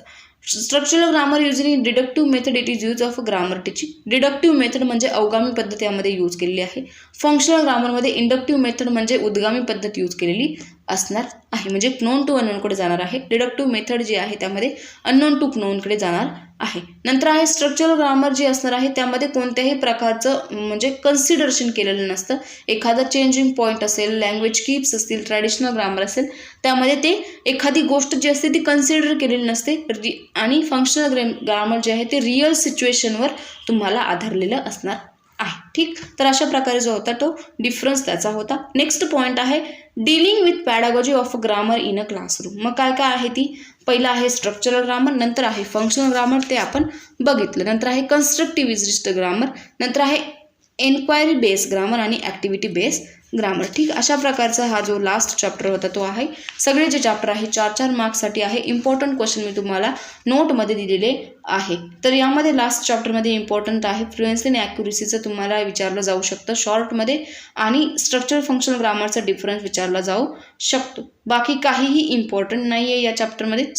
Soft skill require for a language teacher सुद्धा इम्पॉर्टंट आहे. 3 प्रश्न इम्पॉर्टंट आहे, बाकीचं काही इम्पॉर्टंट नाही. अशा प्रकारचा जो आहे पॅडागॉजी ऑफ इंग्लिश पार्ट 1 जो आहे तो आपला इथे संपलेला आहे. पॅडागॉजी ऑफ पार्ट 2 इंग्लिश जो आहे सेकंड इयरचा मी लवकरात लवकर घेण्याचा ट्राय करणार आहे. ठीक. तर तुमची जी एक्झाम आहे ती आय थिंक ऑक्टोबरच्या लास्ट वीकमध्ये म्हणजे ह्याच महिन्यात लास्ट वीकमध्ये किंवा पुढच्या महिन्यात फर्स्ट वीकमध्ये होण्याची शक्यता, दाट शक्यता आहे. ठीक, तर भेटूया परत पुढच्या व्हिडिओमध्ये. Bye bye, take care.